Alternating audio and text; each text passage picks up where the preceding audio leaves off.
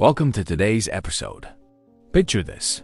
You're standing in a frozen wasteland where temperatures plummet to minus 40 degrees Fahrenheit. Massive predators with razor-sharp fangs prowl in the darkness. There are no grocery stores, no hospitals, no shelter except what you can build with your bare hands. This was reality for your ancestors just 30,000 years ago. How did they not just survive, but thrive in conditions that would kill most modern humans within hours? The answer isn't what you might expect. Today, we're diving into humanity's greatest survival story, one that determined whether our species would flourish or fade into extinction. Chapter 1. The Mastery of Fire. The thin wisp of smoke curling into the darkening sky might seem insignificant, but 780,000 years ago, it represented the difference between life and death. Inside Jesher Banat Yaakov Cave, in what is now Israel, early humans carefully tended flames that had been burning for generations. The remains of a huge carpfish mark the earliest signs of cooking by prehistoric humans 780,000 years ago, proving that our ancestors had mastered one of the most crucial survival technologies in human history. Fire was not just about cooking. It was about transforming humanity itself. The discovery of fire provided various uses for early hominids. Its warmth kept them alive during low nighttime temperatures in colder environments, allowing geographic expansion from tropical and subtropical climates to temperate areas. Its blaze warded off predatory animals, especially in the dark. Fire also played a major role in changing food habits. Cooking allowed a significant increase in meat consumption and calorie intake. But the true genius of fire mastery lay in what scientists now call the cooking hypothesis. When early humans learned to cook food, they didn't just make it taste better, they revolutionized their entire biology. Studies show that caloric intake from cooking starches improves 12 to 35% and 45 to 78% for protein. As a result of the increases in net energy gain from food consumption, survival and reproductive rates in hominids increased. Imagine trying to survive on raw meat alone. Your jaw muscles would need to be massive, your teeth enormous, and you'd spend most of your day just chewing. But cooked meat? It releases more nutrients, requires less energy to digest, and frees up incredible amounts of time and biological resources. Cooking transformed the way humans processed food by making it easier to chew and digest, giving more energy in less time and enhancing flavor. These critical benefits led early humans to prefer cooked foods over raw foods. Over time, humans evolved anatomical adaptations, including smaller teeth, weaker jaws, and shorter colons than our ape counterparts. The energy saved from easier digestion went straight to feeding our growing brains. While other species remained locked in an evolutionary arms race of bigger teeth and stronger jaws, humans took a completely different path. We became the species that could think our way out of problems rather than fight our way through them. Recent research reveals that fire use went far beyond cooking. Early humans first used fire to preserve meat from predators and spoilage, rather than for cooking. New research shows. Researchers from Tel Aviv University argue that early humans, especially Homo erectus, likely used fire as a practical tool to guard and store large quantities of meat. When early humans brought down a massive elephant or hippopotamus, they faced a critical problem: how to preserve thousands of pounds of meat before it spoiled or was stolen by scavengers. Fire became their refrigerator, their security system, and their food processor all in one. From this, the researchers concluded that early humans used fire to guard valuable meat from other animals and to prevent spoilage by smoking it. A hunted elephant or hippopotamus was thus a real treasure, a kind of meat and fat bank that needed to be protected and preserved for many days. Since it was coveted not only by predators, but also by bacteria, Bendor said the social implications were equally revolutionary. Gathering around fire created the first human social centers. Groups would collect around hearths to eat, share stories, and plan their next moves. These fireside gatherings may have been where human language truly developed, as people needed to coordinate complex activities like group hunts and food sharing. Fire also allowed humans to extend their active hours. No longer limited to daylight, they could work, socialize, and travel into the night. This gave them a massive advantage over predators and prey alike, who remained bound by natural light cycles. Perhaps most importantly, fire enabled humans to expand into previously uninhabitable territories. Armed with big creative brains and sophisticated tools, though, these early modern humans, nearly identical to ourselves physically, not only survived but thrived in their harsh surroundings. During the last ice age, without fire, the frozen landscapes of Europe and Asia would have remained forever beyond human reach. The mastery of fire represents humanity's first great technological revolution, one that changed not just how we lived, but what we could become. It freed us from the biological constraints that limited every other species and set us on the path to conquering the planet. Chapter 2.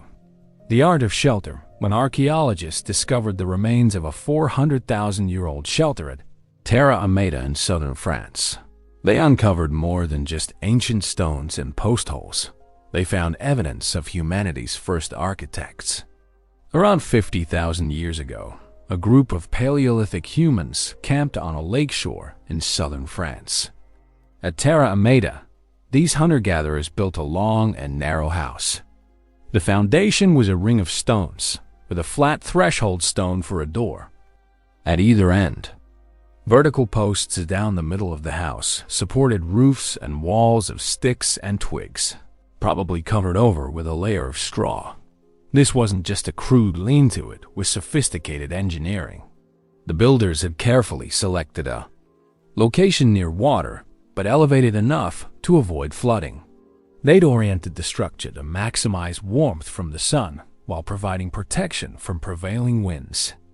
Most remarkably, they included 2 hearths, one outside for cooking and one inside for warmth, demonstrating an understanding of ventilation and fire safety that wouldn't look out of place in a modern camping manual. But the story of prehistoric shelter begins much earlier and in more dramatic circumstances.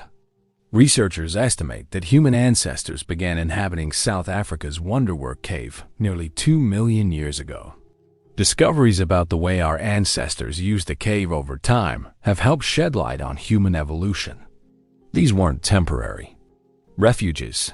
They were carefully managed living spaces that some groups occupied for thousands of years. The genius of early human shelter wasn't in the complexity of construction, but in the flexibility of approach. Early humans chose locations that could be defended against predators and rivals, and that were shielded from inclement weather. Many such locations could be found near rivers, lakes, and streams, perhaps with low hilltops nearby that could serve as refuges. When caves weren't available, early humans became master improviser. In Siberia, archaeologists discovered one of the most remarkable prehistoric structures ever found, a house or tent with a frame constructed of mammoth bones. The great tusks supported the roof, while the skulls and thigh bones formed the walls of the tent. Several families could live inside, where 3 small hearths, little more than rings of stones, kept people warm during the winter. Imagine the planning and cooperation required to build such a structure. First, hunters had to bring down a mammoth creature weighing up to 6 tons, with tusks that could gore a human in seconds. Then, they had to carefully process the carcass, preserving not just the meat, but selecting the right bones for construction. The largest bones became structural elements, while smaller bones served as tools and fasteners. The entire community would have been involved in the construction, as moving mammoth skulls and tusks required coordinated effort. These mammoth bone houses weren't crude shelters. They were architectural marvels. The curved ribs and skulls created dome-like structures that distributed weight efficiently and could withstand fierce Arctic winds. The multiple hearths provided zones of warmth while preventing any single fire from becoming too large and dangerous. The structures were large enough to house extended families and their supplies through months-long winters. The social implications of shelter construction were profound. A typical Paleolithic society followed a hunter-gatherer economy. Humans hunted wild animals for meat and gathered food, firewood, and materials for their tools, clothes, or shelters. The adoption of both technologies, clothing and shelter, cannot be dated exactly, but they were key to humanity's progress. Building shelters required unprecedented cooperation. Unlike other primates who might use simple tools individually, shelter construction demanded that multiple people work together toward a common goal. Someone had to gather materials while others prepared the foundation. Leaders had to emerge to coordinate the work, and the entire group had to agree on locations and designs. The portability factor was equally crucial. Some of these temporary shelters were also easily portable, meaning people could pack them up and carry them on their travels, a bit like modern-day campers do with tents. This innovation gave mobile hunting groups enormous advantages. They could follow herds across vast distances while maintaining comfortable shelter each night. They could respond rapidly to changing seasons or threats without losing their survival. Infrastructure. The evolution of shelter reveals a pattern that would define human survival. The transformation of environmental challenges into opportunities. Harsh weather didn't just threaten early humans, it forced them to develop technologies and social skills that made them more capable than ever before. By learning to create artificial environments within hostile natural ones, they gained the ability to survive anywhere on Earth. The legacy of these ancient architects lives on in every building we construct today. The basic principles they discovered: choosing good locations, using local materials efficiently, creating spaces for both work and rest, designing for the local climate remain fundamental to human shelter. In learning to control their immediate environment, our ancestors took the first crucial step toward controlling their destiny. Chapter 3. The Stone Age Arsenal. The moment early humans picked up the first stone and deliberately struck it against another, they crossed a threshold that no other species has ever approached. The earliest stone tool making developed by at least 2.6 million years ago. The early Stone Age includes the most basic stone toolkits made by early humans. But these weren't random acts of violence against rocks. They were the birth of technology itself. Picture the scene at Gona, Ethiopia, 2.6 million years ago. An early human ancestor, possibly Homo habilis, sits by a riverbank examining stones with the intensity of a modern engineer. They select a piece of volcanic rock with just the right density and grain structure. With precise strikes from a hammer stone, they systematically remove flakes, each blow carefully calculated to create the perfect cutting edge. The oldest stone tools, known as the Oldoan toolkit, consist of at least hammerstones that show battering on their surfaces, stone cores that show a series of flake scars along one or more edges, sharp stone flakes that were struck from the cores and offer useful cutting edges. What made these tools revolutionary wasn't their sharpness alone. Obsidian flakes can be sharper than modern surgical scalpels. It was what they enabled humans to do. Suddenly, tough animal hides could be cut and processed. Bones could be cracked open to access nutrient-rich marrow. Plant fibers could be prepared for cordage and clothing. Meat is a concentrated source of calories, protein, fat, and nutrients. Unlike many plants, most meat does not naturally contain toxic chemicals. So it was a relatively safe food for early humans. The sophistication of stone tool technology accelerated rapidly. By about 1.76 million years ago, early humans began to strike really large flakes and then continued to shape them by striking smaller flakes from around the edges. These became the famous hand axes, the Swiss Army knives of the ancient world. A single hand axe could serve as a cutting tool, a scraper, a digging implement, and even a weapon. But the true genius lay in what came next: composite tools. Eventually, new kinds of tools replaced stone hand axes. Some were small or made of several parts. Some were made of bone, ivory, or antler.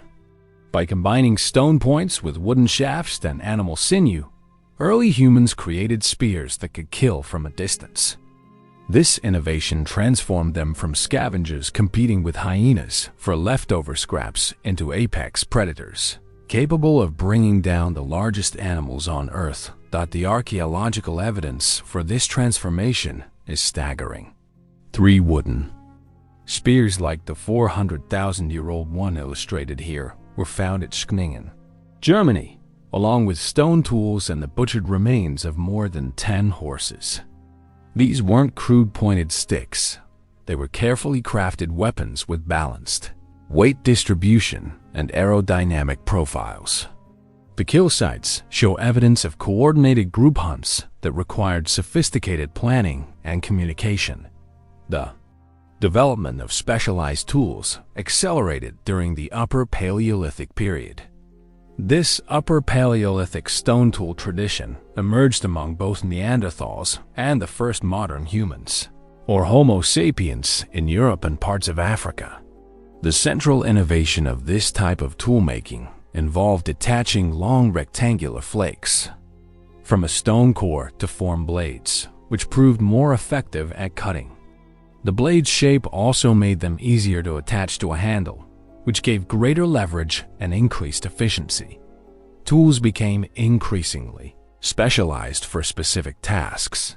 Burins are specialized stone flakes with sharp, chisel-like tips. Humans use them to work bone, antler, ivory, and wood, and to carve designs and images on the surfaces of these materials.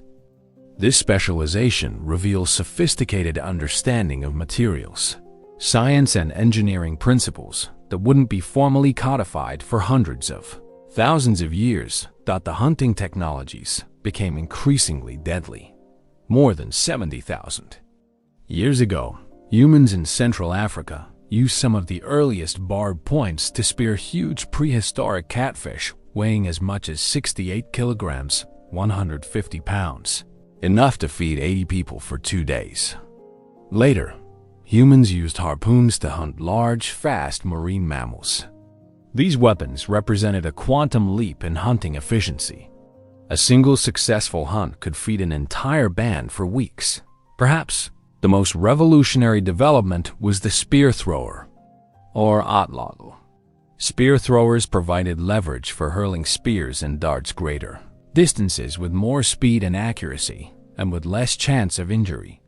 This simple device effectively doubled the range and power of thrown spears, allowing hunters to kill dangerous animals from relatively safe distances. The social implications of advanced tool technology were enormous. Creating sophisticated tools required not just individual skill, but cultural transmission of knowledge. Stone tools have been used throughout human history, but are most closely associated with prehistoric cultures, and in particular, those of the Stone Age. Stone tools may be made of either ground stone or napstone, the latter fashioned by a craftsman called a flint knapper. Master toolmakers emerged who could teach others their techniques, creating the first skilled professions. Toolmaking also drove trade networks. Much evidence exists that humans took part in long-distance trade between bands for rare commodities, such as ochre, which was often used for religious purposes, such as ritual and raw materials. As early as 120,000 years ago in Middle Paleolithic, high-quality stone sources became valuable commodities, with materials traveling hundreds of miles from their origins. The psychological impact may have been even more important. Having effective tools reduced the constant stress of survival and freed mental resources for other activities. Groups with better tools could venture into new territories, support larger populations, and develop more complex social structures. Tools didn't just help humans survive, they enabled civilization itself. Chapter 4. The Hunter's Code. Giant woolly mammoth stood 11 feet tall at the shoulder, weighed 6 tons, and possessed curved tusks longer than a human body. Its thick hide could turn away spear points, and a single swipe of its trunk could crush a human skull. Yet somehow, armed with nothing but stone-tipped spears and raw courage, bands of prehistoric humans regularly brought down these massive beasts. How did they do it? The answer lies in humanity's greatest survival innovation: cooperative hunting. Archaeological remains and cave paintings indicate that humans hunted deer, horses, gazelle, bison, and even very large animals like woolly mammoths. We know from archaeological work done in the Americas that as early as 12,000 years ago, modern humans occasionally drove bison herds over cliffs to their deaths in order to process their meat and hides. These weren't desperate acts of starvation. They were carefully orchestrated operations that required military-level planning and execution. The key to successful big game hunting lay in understanding animal behavior better than the animals understood themselves. Early humans became master ethologists, studying migration patterns, feeding habits, and seasonal behaviors with scientific precision. They knew exactly when and where herds would appear, which animals were sick or weak, and how to use terrain. To their advantage, the elaborate cave paintings at sites like Lascaux and Chauvet in France display the intimate understanding that late Ice Age humans possessed about the natural world, especially the prey animals they depended on for survival. When wildlife biologists look at those paintings of reindeer and bison, they can tell you what time of year it was painted just from the appearance of the animals' hides and skins, says Fagan. The way these people knew their environment was absolutely incredible by our standards. But knowledge alone wasn't enough. Successful hunting required unprecedented levels of cooperation. Hunting woolly mammoths tens of thousands of years ago would have required a lot of group cooperation and the use of sophisticated tools like spears. Archaeological evidence suggests that mammoth hunts involved coordinated teams of 30 or more people, each with specific roles and responsibilities. The hunt would begin days or even weeks before the kill. Scouts tracked herds across vast distances, reporting back on numbers, health, and direction of travel. Others prepared weapons, sharpening spear points, and testing spear throwers. The most experienced hunters studied the terrain, identifying natural bottlenecks like narrow valleys or river crossings where herds could be ambushed on the day of the hunt. The operation unfolded with military precision. Drivers would position themselves upwind of the herd, using fire, shouting, and coordinated movement to panic the animals toward waiting hunters. Blockers prevented escape routes while spear throwers positioned themselves at optimal distances. The entire operation required split-second timing and absolute trust between team members. The evidence for this level of coordination is written in stone. The semicircular wound on this fragment of a horse shoulder blade was made by a weapon, such as a spear, indicating it was killed by early humans. Other horse bones from the same site have butchery marks from stone tools. The precision of these wounds reveals that hunters weren't just throwing spears randomly, they were targeting specific anatomical points for maximum effect.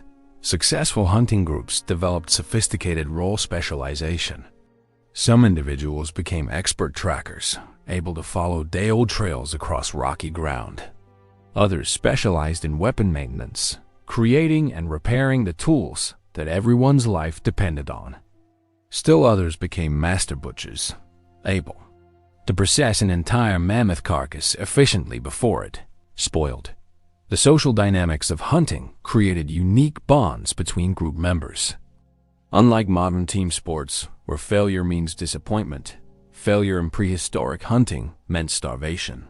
This created selection pressure for individuals who could work selflessly for group benefit, even at personal risk. Humans have evolved extremely sensitive cheater detection mechanisms of a type never observed in chimpanzees or other great apes, which lead them not only to shun free riders, but sometimes even to punish them. Because everyone knows this to be the case, individuals are very concerned that others not think them to be laggards. The payoff for successful cooperation was enormous. A single mammoth provided up to 4 tons of meat, enough to feed a band of 30 people for months. The fat could be rendered for lamp fuel and food preservation. The hide provided material for clothing and shelter. The bones became tools and structural elements. Nothing was wasted because nothing could be wasted. But perhaps the most important product of cooperative hunting was trust itself. Groups that could successfully coordinate dangerous activities like mammoth hunts proved they could coordinate anything. These same cooperative networks could respond to natural disasters, defend against predators, and share resources during lean times. The hunting traditions also created cultural memory systems. Successful techniques were passed down through generations via stories, rituals, and direct training. Young hunters learned not just how to throw a spear, but how to read animal behavior, predict weather patterns, and work as part of a coordinated team. This knowledge transfer created cultural capital that made each generation more capable than the last. The legacy of cooperative hunting extends far beyond prehistoric times. The same cognitive and social mechanisms that allowed small bands to bring down massive prey later enabled humans to build cities, explore continents, and reach for the stars. In learning to hunt together, our ancestors learned to achieve the impossible through cooperation. Chapter 5. The Gathering Wisdom. While the dramatic mammoth hunts capture our imagination, the true foundation of prehistoric survival lay in a quieter but equally sophisticated activity: gathering. Women, children, and many men spent most of their time engaged in the systematic collection of plants, insects, eggs, and small animals. This wasn't casual foraging. It was an advanced science that required encyclopedic knowledge of the natural world. Diets for humans in this period consisted of nuts, fruits, berries, wild grains, and honey, fish, birds, shellfish, insects, and other animals. What people ate depended heavily on the environments in which they lived. Those in lush, warm environments had access to a variety of edible plants and animals. In more frigid and icier environments, they depended more on animals and fish. Consider the cognitive demands of successful gathering. A skilled gatherer needed to know the locations of thousands of plant species across vast territories. They had to understand seasonal cycles, recognizing when specific plants would be ready for harvest. They needed to distinguish between edible and poisonous varieties that might look nearly identical. They had to know which parts of plants were edible, how to process them, and how to preserve them for later use. This knowledge system was staggeringly complex. Modern ethnobotanists studying traditional hunter-gatherer societies have documented groups that can identify and use over 300 plant species. Each plant might have multiple uses: food, medicine, materials, or tools, and different parts might be harvested at different times of year using different techniques. The San people of the Kalahari Desert provide insight into how sophisticated gathering systems work. The San people of the Kalahari Desert in southern Africa have often been studied.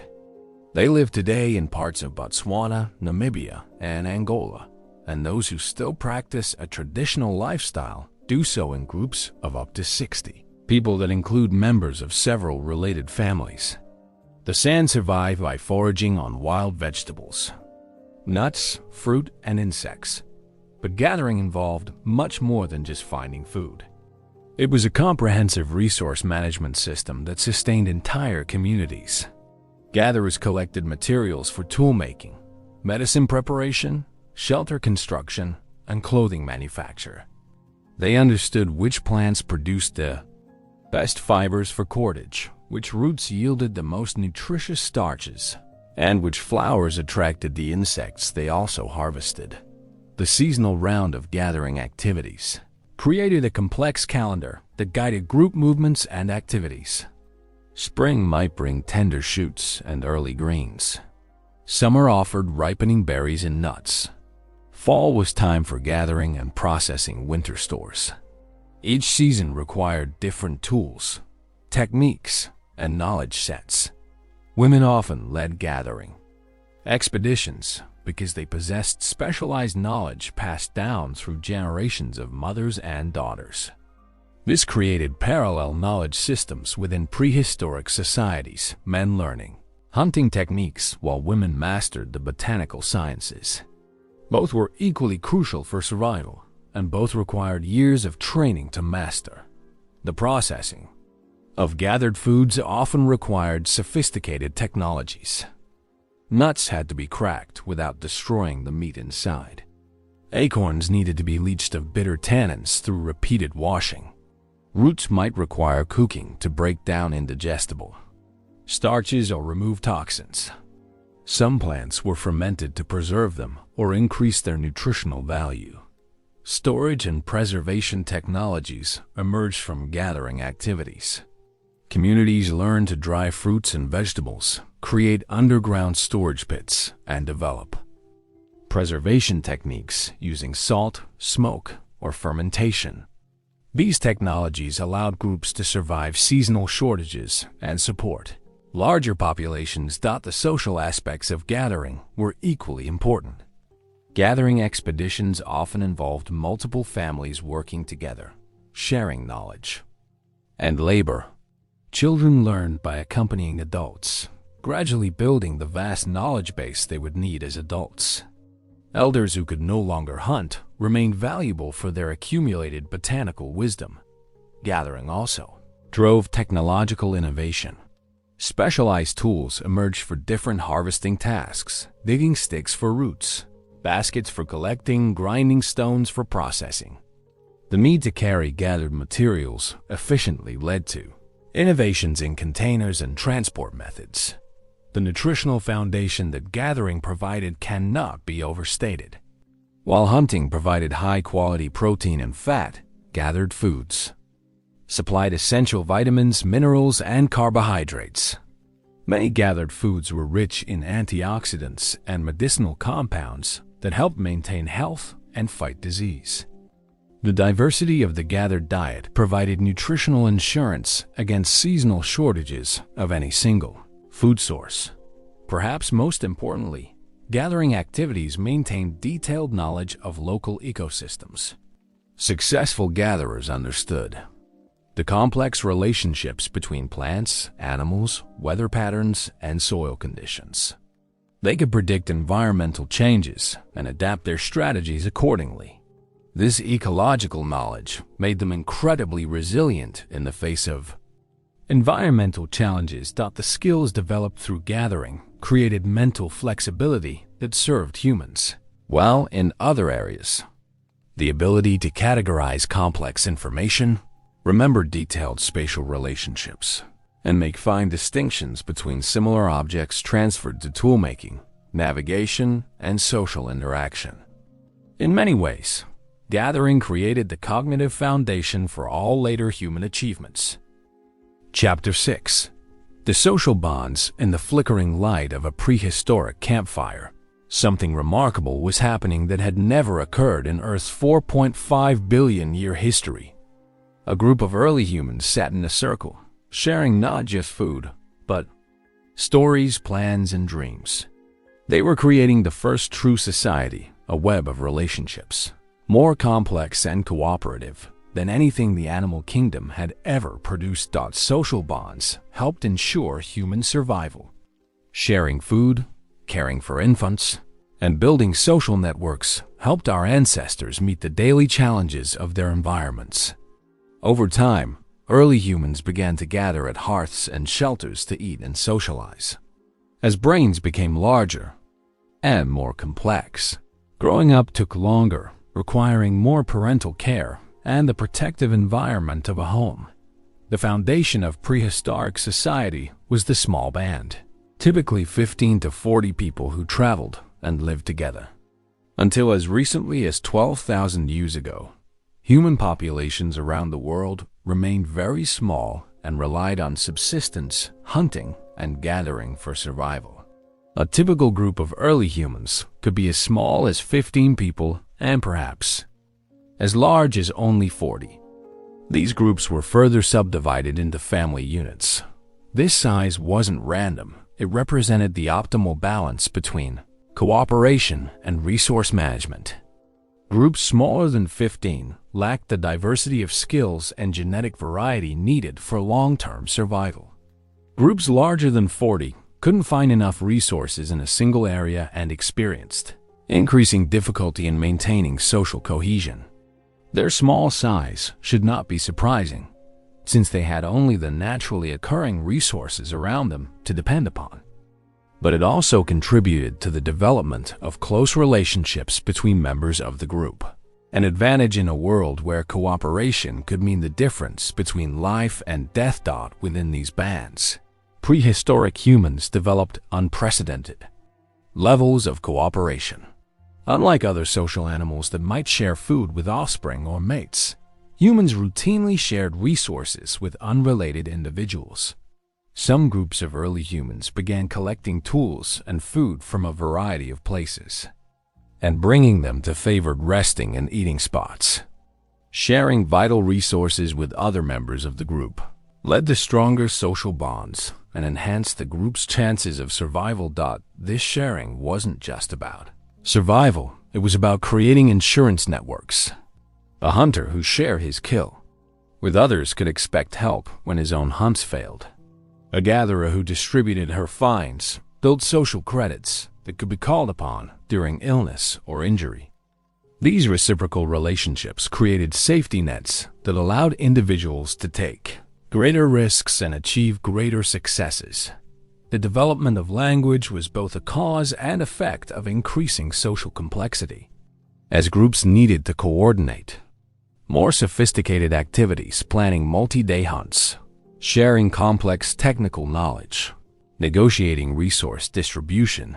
They developed increasingly sophisticated communication systems. Language allowed humans to share not just immediate information, but abstract concepts, future plans, and cultural knowledge. Conflict resolution became a crucial social skill. In small groups where everyone depended on everyone else, disputes had to be resolved quickly and fairly. Prehistoric societies developed the first systems of justice, leadership, and consensus building. These weren't formal institutions, but flexible social practices that kept groups functioning even under stress. The evidence for complex social relationships extends far back in time. By 130,000 years ago, groups who lived 300 kilometers, 186 miles apart, were exchanging resources. These trade networks weren't just about acquiring exotic materials. They were about maintaining social connections across vast distances.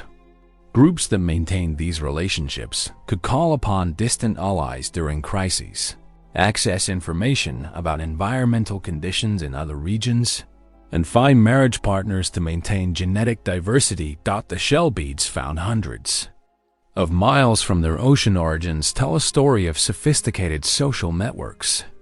These and other shells and shell beads were discovered far from the seas where they originated. Someone had to dive for these shells. Someone had to craft them into beads. Someone had to carry them across hundreds of miles of dangerous territory. And someone had to be willing to trade valuable local resources for these exotic objects. This required trust, communication, and shared value systems across multiple groups. Prehistoric societies also developed the first systems of childcare that extended beyond immediate family. The scale of human cooperation is an evolutionary puzzle. All of the available evidence suggests that the societies of our Pliocene ancestors were like those of other social primates, and this means that human psychology has changed in ways that support larger, more cooperative societies that characterize modern humans. Children were raised not just by parents, but by entire communities. This cooperative breeding system allowed groups to support more children than would be possible with isolated nuclear families. It also meant that children learned from multiple adults, acquiring diverse skills and knowledge. That made them more capable as adults. The emotional bonds within prehistoric groups were remarkably strong. Archaeological evidence from burial sites shows that groups cared for disabled members, provided elaborate funerals for the dead, and maintained emotional connections that extended beyond immediate practical needs. These weren't relationships of convenience. They were genuine communities bound together by shared experiences, mutual dependence, and emotional attachment. Perhaps most remarkably, prehistoric societies were fundamentally egalitarian. This is one reason egalitarianism was common among prehistoric hunter-gatherers, as it still is among the few remaining groups that pursue this survival strategy today. Without accumulated wealth or formal hierarchies, status came from contribution to group welfare rather than dominance over others. This created societies where cooperation was rewarded and selfishness was punished. The social innovations of prehistoric humans created the foundation for every human achievement that followed. The trust networks that enabled mammoth hunts also enabled trade, exploration, and scientific collaboration. The communication systems that coordinated gathering expeditions evolved into art, literature, and philosophy. The cooperative childcare that supported prehistoric bands became the educational systems that transmit culture across generations, taught in learning to live together. Our ancestors didn't just survive, they created humanity itself. Chapter 7. The Climate Warriors. The Earth was dying. Or, at least, it seemed that way to the small bands of humans huddled around fires as glaciers advanced across continents like slow-moving mountains of ice. The most recent ice age peaked between 24,000 and 21,000 years ago, when vast ice sheets covered North America and Northern Europe, and mountain ranges like Africa's Mt. Kilimanjaro and South America's Andes were encased in glaciers. Sea levels dropped by 400 feet. Temperatures plummeted far below anything modern humans have experienced. Entire ecosystems vanished under miles of ice. Yet somehow, impossibly, our ancestors not only survived but thrived during these apocalyptic conditions. At that point, our Homo sapiens ancestors had migrated from the warm African heartland into northern European and Eurasian latitudes severely impacted by the sinking temperatures. Armed with big, creative brains and sophisticated tools, though, these early modern humans, nearly identical to ourselves, physically not only survived but thrived in their harsh surroundings. The secret wasn't superior physical adaptation. Neanderthals were better built for cold weather, with stockier bodies and larger nasal cavities for warming frigid air. The secret was behavioral flexibility. While other species remained locked into fixed survival strategies, humans constantly adapted their techniques to match changing conditions. Consider the mammoth steppe, vast grassland ecosystem that stretched from France to Alaska during the Ice Age. This environment supported enormous herds of woolly mammoths, woolly rhinoceros, giant bison, and other megafauna. When climate changes eliminated this ecosystem around 12,000 years ago, most of these species went extinct. But humans simply shifted their focus to smaller prey and new environments. The Smithsonian's POTS developed a new climate framework for East African human evolution that depicts most of the era from 2.5 million to 1.5 million years ago as a time of strong climate instability and shifting intensity of annual wet and dry seasons. Unstable climate conditions favored the evolution of the roots of human flexibility in our ancestors, said Potts. The narrative of human evolution that arises from our analyses stresses the importance of adaptability to changing environments, rather than adaptation to any one environment, in the early success of the genus Homo. This adaptability manifested in countless ways. When traditional hunting grounds became inaccessible due to ice, humans learned to hunt marine mammals along newly formed coastlines.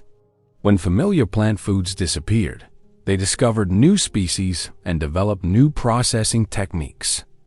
When caves became uninhabitable due to flooding or ice, they built sophisticated shelters from mammoth bones and hide. The technological innovation, driven by climate challenges, was remarkable.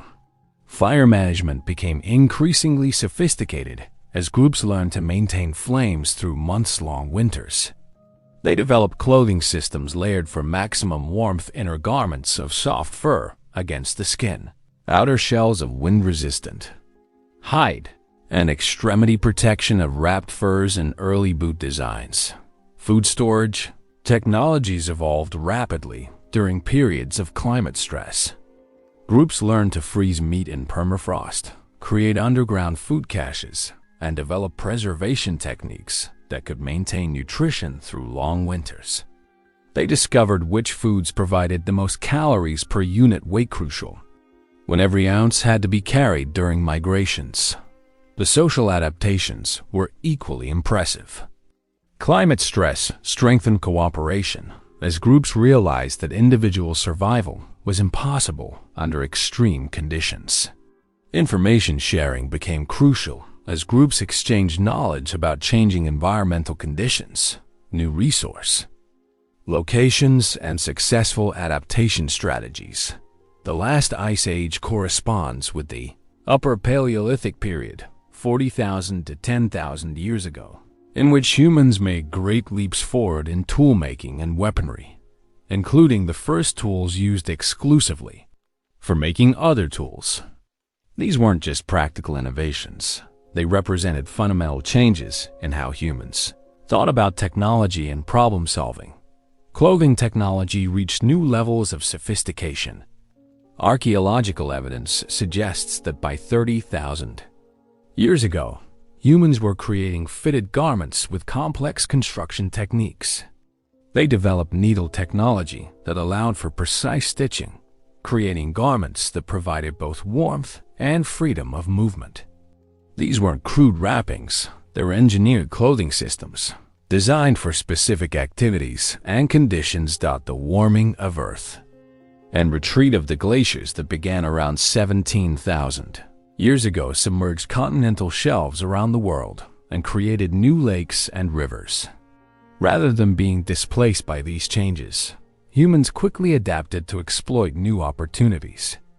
They developed boat technology, fishing techniques, and coastal living strategies that allowed them to thrive in post-glacial environments. Perhaps most remarkably, climate challenges drove human expansion rather than retreat.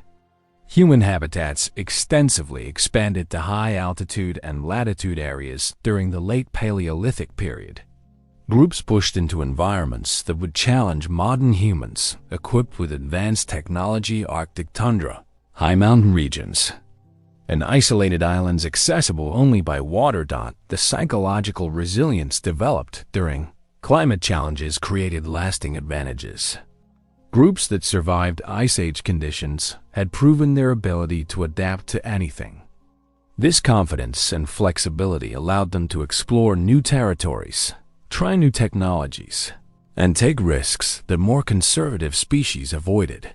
Climate adaptation also drove artistic and cultural development. The famous cave paintings of Lascaux and Chauvet were created during the harsh conditions of the last Ice Age. Rather than focusing solely on survival, these communities found time and energy for artistic expression. Also through music, dance, and art, our ancestors collected and transmitted vast amounts of information about the seasons, edible plants, animal migrations, weather patterns, and more. The cognitive demands of climate adaptation may have accelerated human brain development. Surviving rapidly changing conditions required mental flexibility, long-term planning, and creative problem-solving. Groups had to maintain detailed mental maps of seasonal resources across vast territories, predict weather patterns months in advance, and develop contingency plans for multiple scenarios. The legacy of climate adaptation extends to modern human psychology.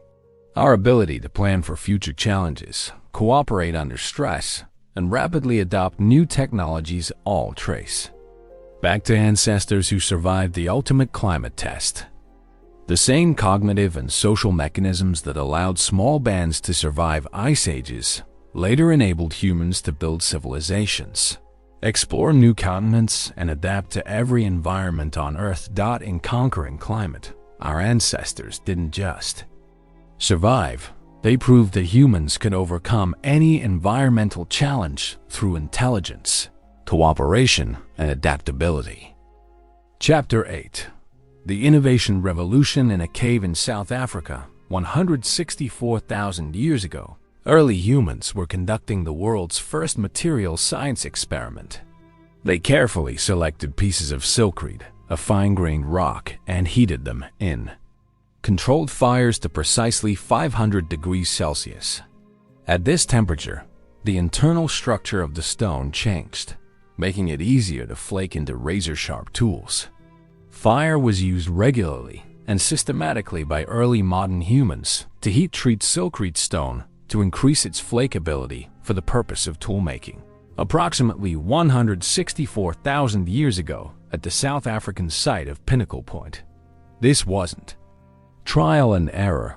It was sophisticated engineering that required understanding of materials properties, temperature control, and manufacturing processes. The heated rocks were then tempered into crescent-shaped blades or arrowheads for hunting and butchering prey. This may have been the first time that bow and arrow were used for hunting, with far-ranging impact. The innovation revolution that swept through prehistoric human societies represents one of the most remarkable technological transformations in history. During the later Stone Age, the pace of innovations rose. People experimented with diverse raw materials, bone, ivory, and antler, as well as stone. The level of craftsmanship increased, and different groups sought their own distinct cultural identity and adopted their own ways of making things. Consider the revolution in weapon technology. Early humans progressed from simple pointed sticks to sophisticated composite weapons that multiplied their hunting effectiveness exponentially. By 200,000 years ago, the pace of innovation in stone technology began to accelerate.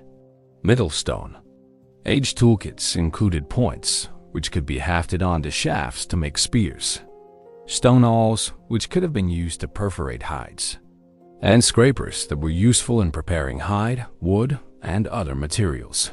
The development of microliths around 70,000 years ago represented a quantum leap in efficiency. Mode 5 stone tools involved the production of microliths, which were used in composite tools, mainly fastened to a shaft. Such a technology makes much more efficient use of available materials like flint, although required greater skill in manufacturing the small flakes. These tiny, precisely shaped stone blades could be mounted in wooden or bone handles to create tools that were both more effective and more economical than previous designs. The innovation wasn't just in individual tools, it was in entire technological systems. The invention of the spear thrower Atlot around 20,000 years ago effectively doubled the range and impact force of thrown weapons. This simple lever system required understanding of physics principles that wouldn't be formally described for thousands of years. Yet prehistoric engineers intuited the relationships between leverage, trajectory, and energy transfer. Artistic innovation paralleled technological development. Upper Paleolithic humans produced works of art such as cave paintings, Venus figurines, animal carvings, and rock paintings. But these weren't just decorative. They served crucial functions in knowledge transmission and social organization. The detailed animal depictions in cave paintings functioned as field guides, teaching young hunters about animal anatomy, behavior, and seasonal patterns. The innovation in materials processing was equally revolutionary. Fire was used in the creation of art. Archaeologists have discovered several 1 to 10-inch Venus figurine statues in Europe dating to the Paleolithic, several carved from stone and ivory, others shaped from clay and then fired. These are some of the earliest examples of ceramics. Fire was also commonly used to create pottery. This ceramic technology required sophisticated understanding of clay properties, firing temperatures, and thermal control. Prehistoric potters had to select appropriate clay sources, add proper tempering materials, shape vessels for specific functions, and control firing conditions to prevent cracking or collapse. The process required planning days in advance and coordination between multiple specialists. The development of adhesive technologies revolutionized toolmaking. Early humans learned to create powerful glues from tree resins, animal blood, and plant materials. These adhesives allowed them to create composite tools with multiple components that could be easily repaired or modified. A single spear might incorporate wooden shaft, stone point, sinew binding, and resin adhesive, each material selected for its optimal properties. Textile innovations transformed human comfort and capability. Although perishable materials rarely survive in the archaeological record, indirect evidence suggests that humans developed sophisticated fiber processing techniques by 30,000 years ago. They learned to prepare plant fibers, spin cordage, and weave simple textiles. These skills enabled the production of nets for fishing and hunting, bags for carrying, and improved clothing systems. The social organization of innovation was as important as the technical achievements themselves. Knowledge transmission systems evolved that could preserve and build upon technological discoveries across generations. Master craftspeople emerged who specialized in particular technologies and trained apprentices in complex skill sets. This created technological lineages that could accumulate improvements over centuries. Trade networks facilitated innovation diffusion across vast distances. High-quality raw materials like obsidian, amber, and exotic stones were traded hundreds of miles from their sources. These networks also carried technological knowledge, allowing innovations developed in one region to spread rapidly to others. A superior hunting technique or tool design could spread across continents within generations. The standardization of tool designs reveals sophisticated quality control systems. Archaeologists find remarkably consistent tool forms across time and space, suggesting that prehistoric manufacturers developed and maintained precise technical standards. This standardization allowed for efficient production, reliable performance, and easy replacement of broken components. Perhaps most remarkably, prehistoric innovators began creating tools specifically for making other tools. The last ice age corresponds with the Upper Paleolithic period, 40,000 to 10,000 years ago, in which humans made great leaps forward in toolmaking and weaponry, including the first tools used exclusively for making other tools. This meta-technological thinking tools for making tools represents a fundamental cognitive breakthrough that separates human technology from all other species. The innovation revolution created positive feedback loops that accelerated human development. Better tools enabled more effective hunting and gathering, which supported larger populations, which provided more potential innovators, which created better tools.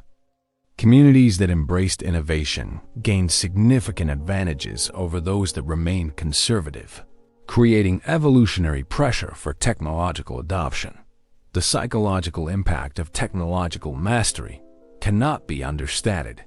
Groups with superior tools gained confidence to explore new territories attempt more ambitious projects, and take calculated risks. This technological confidence became a defining characteristic of human psychology, the belief that any problem could be solved through ingenuity and effort. The innovation revolution of prehistoric times established patterns that continue to define human civilization.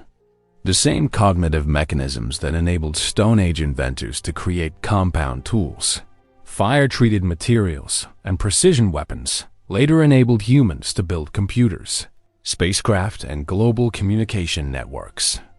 In learning to systematically improve their tools, our ancestors learned to systematically improve themselves. Chapter 9. The Sacred and the Symbolic. Deep beneath the earth in Bernequal Cave, France, 176,000 years ago, Neanderthals were engaged in an activity that would baffle scientists for decades. Around 176,000 years ago, Neanderthals used stalagmites to create unique circular designs on the floor of France's Bernequal Cave. The stalagmites themselves show signs of burning, which might indicate that Neanderthals built fires within the circles. These weren't random arrangements. They were carefully constructed patterns that served some purpose beyond mere survival. This discovery challenges our understanding of what it means to be human. For the first time in Earth's history, a species was creating meaning beyond the immediate demands of survival. They were engaging with the symbolic, the spiritual, the sacred. There are strong indications that modern humans living even tens of thousands of years ago had developed some form of spirituality, perhaps even a kind of religion. The archaeological evidence for symbolic thinking extends far back in human history. Middle Paleolithic humans' use of burials at sites such as Krapina, Croatia, c. 130,000 BP, and Kafsa, Israel, c. 100,000 BP, have led some anthropologists and archaeologists, such as Philip Lieberman, to believe that Middle Paleolithic humans may have possessed a belief in an afterlife and a concern for the dead that transcends daily life. These weren't simple disposal of bodies. They were elaborate ceremonies that required significant time and energy. Bodies were often placed in specific positions, sometimes with tools, food, or ornaments. Some graves contain ochre, a red pigment that may have had symbolic significance. The investment of resources in burials suggests that these people believed death was not the end but a transition to something else. The development of art represents another breakthrough in symbolic thinking. The oldest known Stone Age art dates back to a later Stone Age period known as the Upper Paleolithic, about 40,000 years ago. Art began to appear around this time in parts of Europe, the Near East, Asia, and Africa. The earliest known depiction of a human in Stone Age art is a small, ivory sculpture of a female figure with exaggerated breasts and genitalia. But why did humans suddenly begin creating art? The anthropologist David Lewis Williams has suggested that Paleolithic cave paintings were indications of shamanistic practices, because the paintings of half-human, half-animal figures and the remoteness of the caves are reminiscent of the spiritual practices of modern hunter-gatherer societies. These images may represent altered states of consciousness experienced during religious rituals. The famous Venus figurines found across Europe tell a story of shared symbolic systems. Venus figurines is an umbrella term for a number of prehistoric statuettes of women that have been found mostly in Europe, but also in Asia and Siberia, dating from the Upper Paleolithic. Despite being created by different groups separated by thousands of miles and hundreds of years, these figurines share remarkably consistent features. This suggests they represented shared concepts about fertility, femininity, or spiritual beliefs. The cave paintings of Lascaux, Chauvet, and other sites represent some of humanity's earliest masterpieces. These weren't casual doodles, they were sophisticated artistic productions that required planning, skill, and resources. Artists had to venture deep into dangerous caves, carrying torches and materials. They selected specific locations, often in the most acoustically resonant chambers. They created scaffolding to reach high walls and mixed pigments to achieve specific colors. The content of cave art reveals sophisticated understanding of animal behavior and anatomy.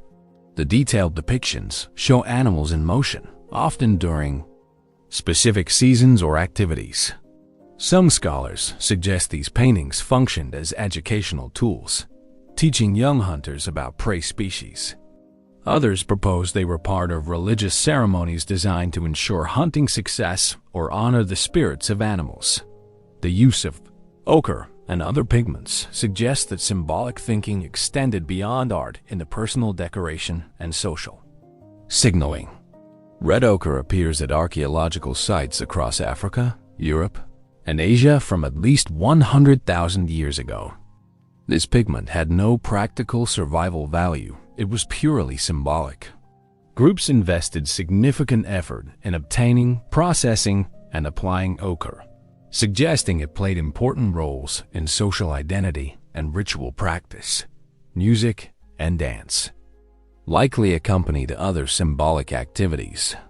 While musical instruments rarely preserve in the archaeological record, some bone flutes dating to 40,000 years ago have been discovered. The acoustic properties of cave art sites suggest they were chosen partly for their sound quality, perhaps for musical or ceremonial purposes. Also through music, dance, and art, our ancestors collected and transmitted vast amounts of information about the seasons, edible plants, animal migrations, weather patterns, and more. The development of symbolic thinking had profound implications for human social organization. Shared symbols and rituals created group identity that extended beyond immediate kinship relations. People could recognize members of their cultural group through artistic styles, decoration patterns, or ritual practices. This enabled larger and more complex social networks than would be possible based solely on personal relationships. Symbolic systems also enabled the transmission of abstract concepts across generations. Stories, myths, and rituals could preserve important cultural knowledge in memorable forms. A creation myth might encode information about seasonal patterns, territorial boundaries, or resource management practices. Religious ceremonies could reinforce social norms and cooperative behaviors. The psychological benefits of symbolic thinking may have been as important as the social benefits. Engaging with art, music, and ritual provided emotional outlets for dealing with the stresses of prehistoric life. The creation of beauty and meaning helped humans cope with the harsh realities of survival in dangerous environments. Religious and spiritual beliefs offered frameworks for understanding natural phenomena that otherwise seemed random and threatening. Natural occurrences like sunsets, earthquakes, comets, lightning, volcanoes, and many events for which we have ready scientific answers may have held supernatural significance for our Paleolithic ancestors. If modern practices are any guide, Paleolithic humans likely had religious traditions similar to animism. The idea that a degree of spirituality exists not only in people but also in plants, inanimate objects, and even natural phenomena like fires. The capacity for symbolic thinking may have provided crucial survival advantages. Groups with shared symbolic systems could coordinate more effectively, maintain larger social networks, and preserve important cultural knowledge. The ability to think abstractly about past and future enabled better planning and risk management. Perhaps most importantly, symbolic thinking transformed human consciousness itself. For the first time in evolutionary history, a species could contemplate its own existence, create meaning beyond survival, and imagine realities that didn't yet exist. This capacity for transcendent thinking became the foundation for all human achievement: art, science, philosophy, and civilization itself. dot in developing the capacity for the sacred and symbolic. Our ancestors didn't just survive, they became truly human. They created the inner worlds of meaning and beauty that still define human experience today. Chapter 10.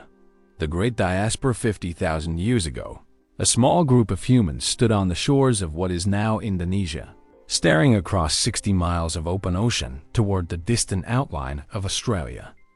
No human had ever crossed such a vast stretch of water. No one knew what lay beyond the horizon. The journey would require building boats capable of surviving ocean swells, navigating by stars, and trusting their lives to technology that had never been tested on such a scale. Yet, they went anyway. And in doing so, they began one of the most remarkable journeys in the history of life on Earth, the human diaspora that would eventually populate every continent and nearly every island on the planet. The expansion from Africa represents the ultimate test of human adaptability. Our species evolved in the warm, relatively stable environments of East Africa. Yet within 200,000 years of our emergence, humans had spread to frozen Arctic tundra, scorching deserts, tropical rainforests, and isolated islands. No other large mammal has ever achieved such global distribution through its own efforts. The first wave of human expansion began around 100,000 years ago, following coastal routes through the Middle East and into Asia. These early migrants faced environmental challenges that would have stopped any other species.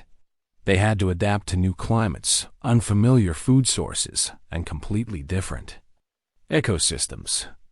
Along the way, they encountered other human species, Neanderthals in Europe and Denisovans in Asia, leading to complex interactions that included both competition and interbreeding. The expansion required unprecedented technological innovation. Coastal migration demanded boat-building skills, ocean navigation techniques, and understanding of marine ecosystems.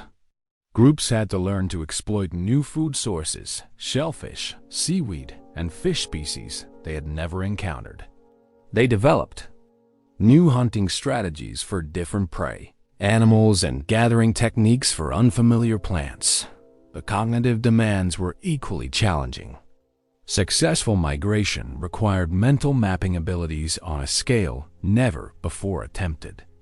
Groups had to maintain knowledge of seasonal patterns across vast territories, remember the locations of resources separated by weeks of travel, and navigate using celestial cues in unfamiliar skies. The settlement of Australia represents perhaps the most remarkable achievement in prehistoric exploration. Reaching Australia required multiple water crossings, the longest being at least 60 miles of open ocean. This wasn't an accidental drift. It required intentional boat construction, navigation planning, and coordinated group effort. The fact that humans achieved this crossing over 50,000 years ago, when global sea levels were much lower, demonstrates sophisticated maritime technology and navigation skills. Once in Australia, humans encountered an ecosystem unlike anywhere else on Earth. Giant marsupials, massive reptiles, and unique plant communities required completely new survival strategies. Archaeological evidence suggests that humans adapted to these conditions with remarkable speed, developing new hunting techniques, tool technologies, and ecological knowledge systems. The expansion into Europe brought humans into direct contact with Neanderthals, who had occupied the continent for hundreds of thousands of years. This wasn't just geographical expansion, it was interspecies competition on a continental scale. Archaeological evidence suggests that modern humans and Neanderthals coexisted for thousands of years, sometimes peacefully, sometimes in competition. Differences in survival strategies became crucial during this period. While Neanderthals were better adapted physically to European conditions, modern humans possessed superior social learning abilities and more flexible technologies. Scientists note that we still don't know why Neanderthals went extinct. However, most theories align with Bregman's emphasis on social connections and a changing climate. For example, one theory suggests that Homo sapiens had larger trading networks than Neanderthals, which allowed them to get food from other places in times of climate-induced famine. The expansion into Asia revealed different challenges and opportunities. The diverse environments of Asia, from Siberian steppes to Southeast Asian rainforests, required constantly adapting survival strategies. Groups learned to hunt woolly mammoths in the north while developing tropical forest survival skills in the south. They encountered and adapted to radically different seasonal patterns, from the extreme variations of continental climates to the subtle changes of equatorial regions. Perhaps the most demanding expansion was into the Arctic regions of northern Asia and eventually North America. Surviving in environments where winter temperatures could drop to -40 degrees Fahrenheit required technological innovations in clothing, shelter, and fire management. Groups had to master the hunting of Arctic animals, preserve food through long winters, and maintain social cohesion during months of darkness. The crossing into North America represents another milestone in human achievement. Whether by land bridge or coastal navigation, reaching the Americas required surviving in some of the harshest environments on Earth. Once there, humans spread with remarkable speed across 2 entire continents, adapting to environments from Arctic tundra to Amazon rainforest in less than 15,000 years.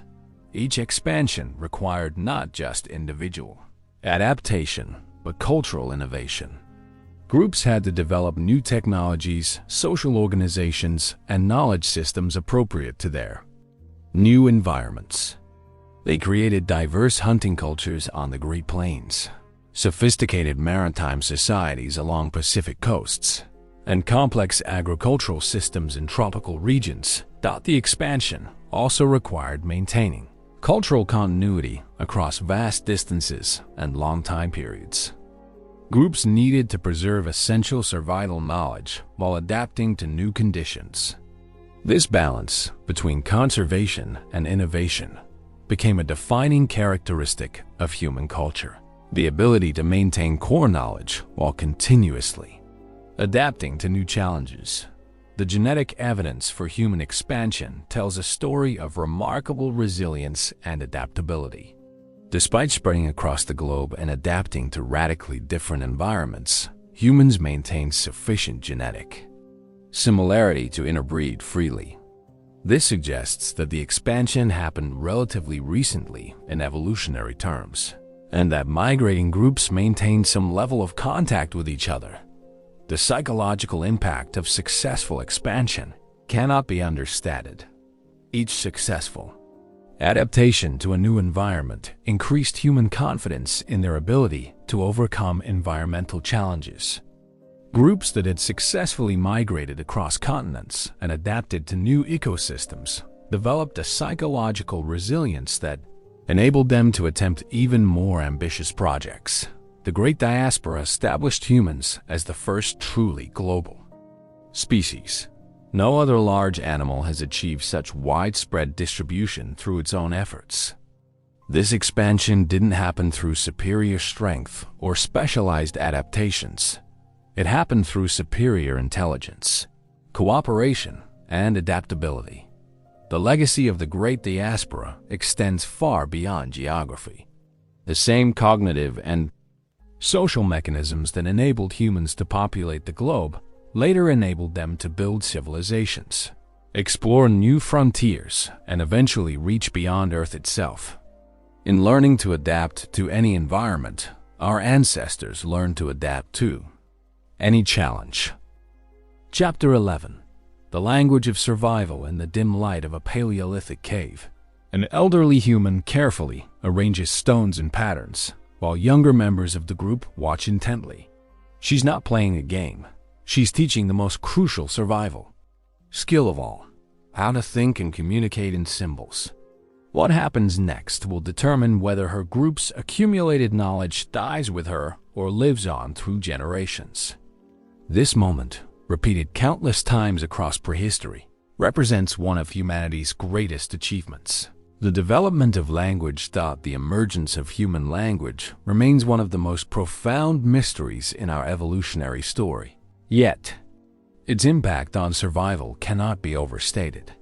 Language didn't just allow humans to communicate. It transformed them into the only species capable of cumulative cultural evolution. While other animals might learn and even teach simple behaviors, only humans could build upon previous generations' knowledge, creating an ever-expanding library of survival wisdom. Consider the cognitive revolution that language enabled. Before language, each individual had to rediscover survival techniques through personal experience. A hunter who developed an effective strategy for tracking prey might demonstrate it to others.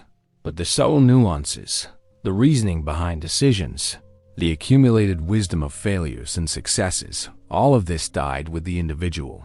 Language changed everything. The development of language allowed humans to share not just immediate information about food sources or dangers, but complex abstract concepts about seasonal patterns, animal behavior, and environmental changes. An experienced hunter could explain not just where to find game, but when to find it, how to read weather signs that predicted animal movements, and why certain strategies worked better in different conditions. Archaeological evidence suggests that the capacity for complex language emerged alongside the acceleration of technological and social innovations during the Upper Paleolithic period. The sophisticated coordination required for group hunts, the precise knowledge needed for tool-making, and the complex social relationships within expanding bands all point to communication systems far more advanced than simple gesture or basic. VOCALIZATIONS. The transformation went beyond practical benefits. Language enabled humans to develop shared mental models of their world. They could discuss not just what happened, but what might happen. They could plan for future scenarios, debate different strategies, and learn from hypothetical situations without experiencing them directly. This capacity for collective reasoning multiplied the problem-solving abilities of every group. Consider how language revolutionized teaching and learning.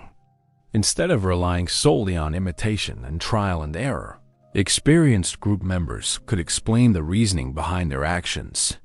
A master toolmaker could describe not just the techniques for knapping stone, but the principles that governed successful tool creation. A skilled gatherer could share not just which plants were edible, but how to identify them in different seasons, how to process them safely, and which ones had medicinal properties. The social implications were equally revolutionary. Language enabled the development of complex social norms, conflict resolution mechanisms, and group decision-making processes. Communities could establish rules for resource sharing, develop systems for choosing leaders, and create mechanisms for resolving disputes without violence. These social technologies became as important for survival as any physical tool. Language also enabled the development of cultural memory systems that extended far beyond individual lifespans.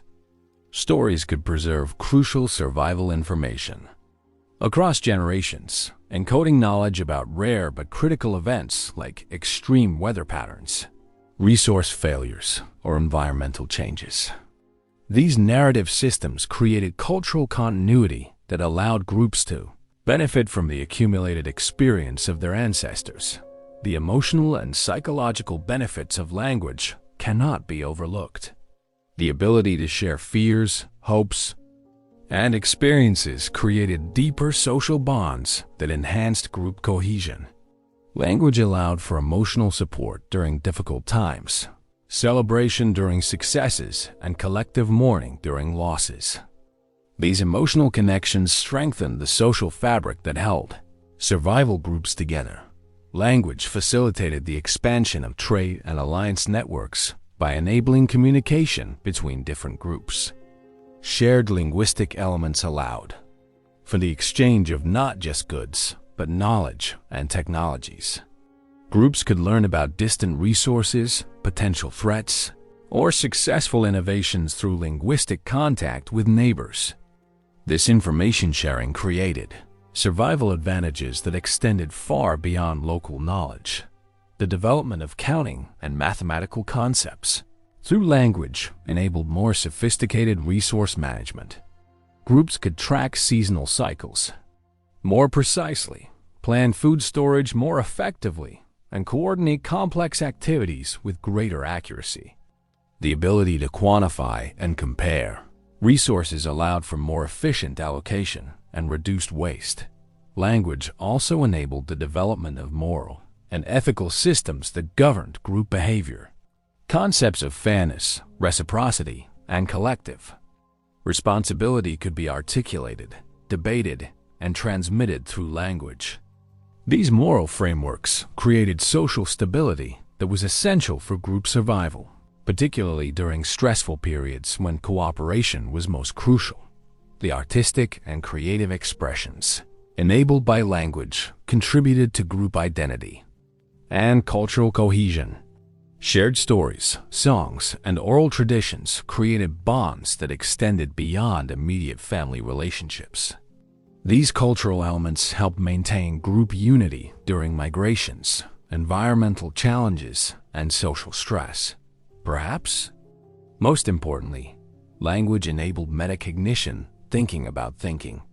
Humans could discuss their own mental processes, evaluate different reasoning strategies, and collectively develop better approaches to problem solving.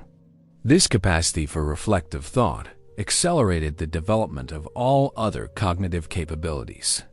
The evolution of language also drove brain development in ways that enhanced survival capabilities. The neural networks required for complex language processing overlap significantly with those used for toolmaking, spatial reasoning, and social cognition.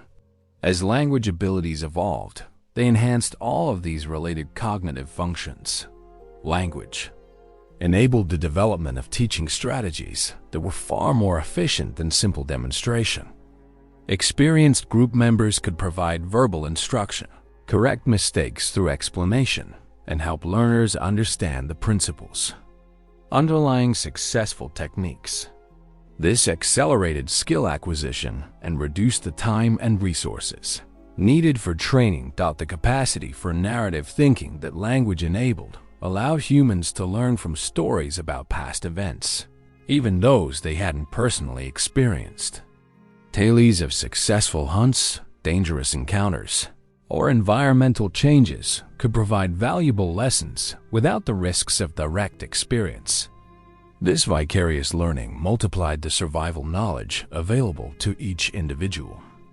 Language also enabled the development of contingency planning that greatly enhanced survival security. Groups could discuss various scenarios and develop response plans for different possibilities. This preparedness mindset allowed communities to respond more effectively to unexpected challenges and reduce the impact of crisis situations. The competitive advantages that language provided in intergroup interactions were substantial.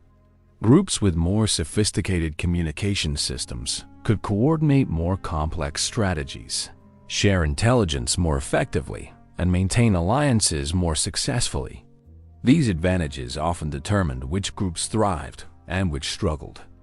During periods of resource competition, the development of language represents, perhaps, the most important survival innovation in human history. It transformed isolated individuals into interconnected communities capable of collective learning, planning, and problem solving. Language didn't just help humans survive, it enabled them to transcend the limitations that constrained every other species on Earth. Chapter 12. The Healer's Knowledge. The young hunter writhed in agony as infection spread through his leg wound.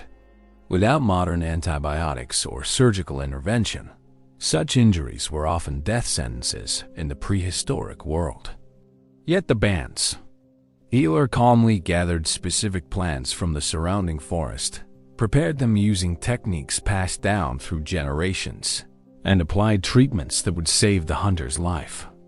This scene, played out countless times across prehistory, reveals one of humanity's most crucial survival innovations: the development of traditional medicine. The emergence of medical knowledge represents a remarkable achievement in prehistoric problem-solving.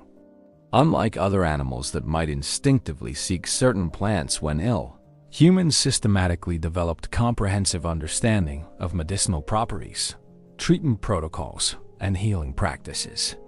This wasn't accidental discovery. It was the world's first scientific endeavor. Archaeological evidence for prehistoric medical practices extends deep into human history.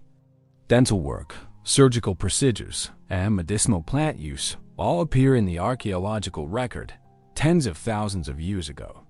The famous Shanidar cave burial site in Iraq, dating to 60,000 years ago, contained pollen from multiple medicinal plants, suggesting that Neanderthals also possessed sophisticated knowledge of healing herbs. The development of medicinal knowledge required extraordinary observational skills and systematic thinking. Prehistoric healers had to identify which plants, minerals, or animal products provided therapeutic benefits for specific conditions. They needed to determine proper dosages, preparation methods, and administration techniques. Most challenging of all, they had to distinguish between correlation and causation in an environment where wrong conclusions could be fatal. Consider the cognitive challenges involved in developing herbal medicine. A healer, observing that people who consumed certain plants recovered from illnesses, had to determine whether the plant was actually responsible for the recovery or whether other factors were involved. They had to experiment with different preparation methods, test various dosage levels, and understand which conditions responded to specific treatments. The knowledge base that prehistoric healers accumulated was staggering in its scope and sophistication. Modern ethnobotanical studies of traditional hunter-gatherer societies have documented the use of hundreds of medicinal plants, each with specific applications and preparation requirements. Many of these traditional remedies have been validated by modern pharmaceutical research, revealing the accuracy of prehistoric medical knowledge. Wound care represented one of the most critical areas of prehistoric medicine. Injuries from hunting, accidents, and conflicts were common and potentially fatal if not properly treated. Prehistoric healers developed sophisticated understanding of wound cleaning, infection prevention, and healing promotion. They learned to use antiseptic plants, create sterile dressings from natural materials, and promote healing through various topical applications. The treatment of fractures and broken bones required advanced understanding of anatomy and healing processes. Archaeological evidence shows that prehistoric humans successfully set and treated complex fractures, often with remarkable success rates. The healing of major fractures found in prehistoric skeletons indicates that injured individuals received careful, prolonged care that enabled full recovery. Pain management was another crucial area of prehistoric medical development. Without modern analgesics, prehistoric healers had to develop natural pain relief methods using plant-based medicines. Many of these traditional pain remedies contain compounds that are still used in modern pharmaceuticals, demonstrating the effectiveness of prehistoric medical knowledge. The treatment of infections represented perhaps the greatest challenge for prehistoric healers. Before antibiotics, infected wounds were major killers that could eliminate entire hunting groups. Prehistoric medical practitioners developed sophisticated understanding of antiseptic plants, drainage techniques, and immune system support that enabled them to successfully treat many infections that would otherwise have been fatal. Childbirth assistance was another area where prehistoric medical knowledge proved crucial for group survival. The complications of human birth resulting from our large brain size and upright posture made delivery assistance essential. Prehistoric midwives developed comprehensive understanding of labor processes, complication management, and newborn care that enabled successful reproduction, even under challenging conditions. The psychological aspects of prehistoric medicine were equally sophisticated. Healers understood the connection between mental state and physical healing, developing practices that combined physical treatment with emotional support and spiritual comfort. These holistic approaches to healing recognize the interconnection of physical, mental, and social well-being. The social organization of medical knowledge created specialized roles within prehistoric communities. Healers occupied positions of particular respect and responsibility, as their knowledge could mean the difference between life and death for group members. This specialization allowed for the development and preservation of increasingly sophisticated medical understanding. The transmission of medical knowledge across generations required sophisticated teaching systems. Unlike many survival skills that could be learned through observation and practice, medical knowledge required understanding of complex cause and effect relationships, proper dosages, and precise timing.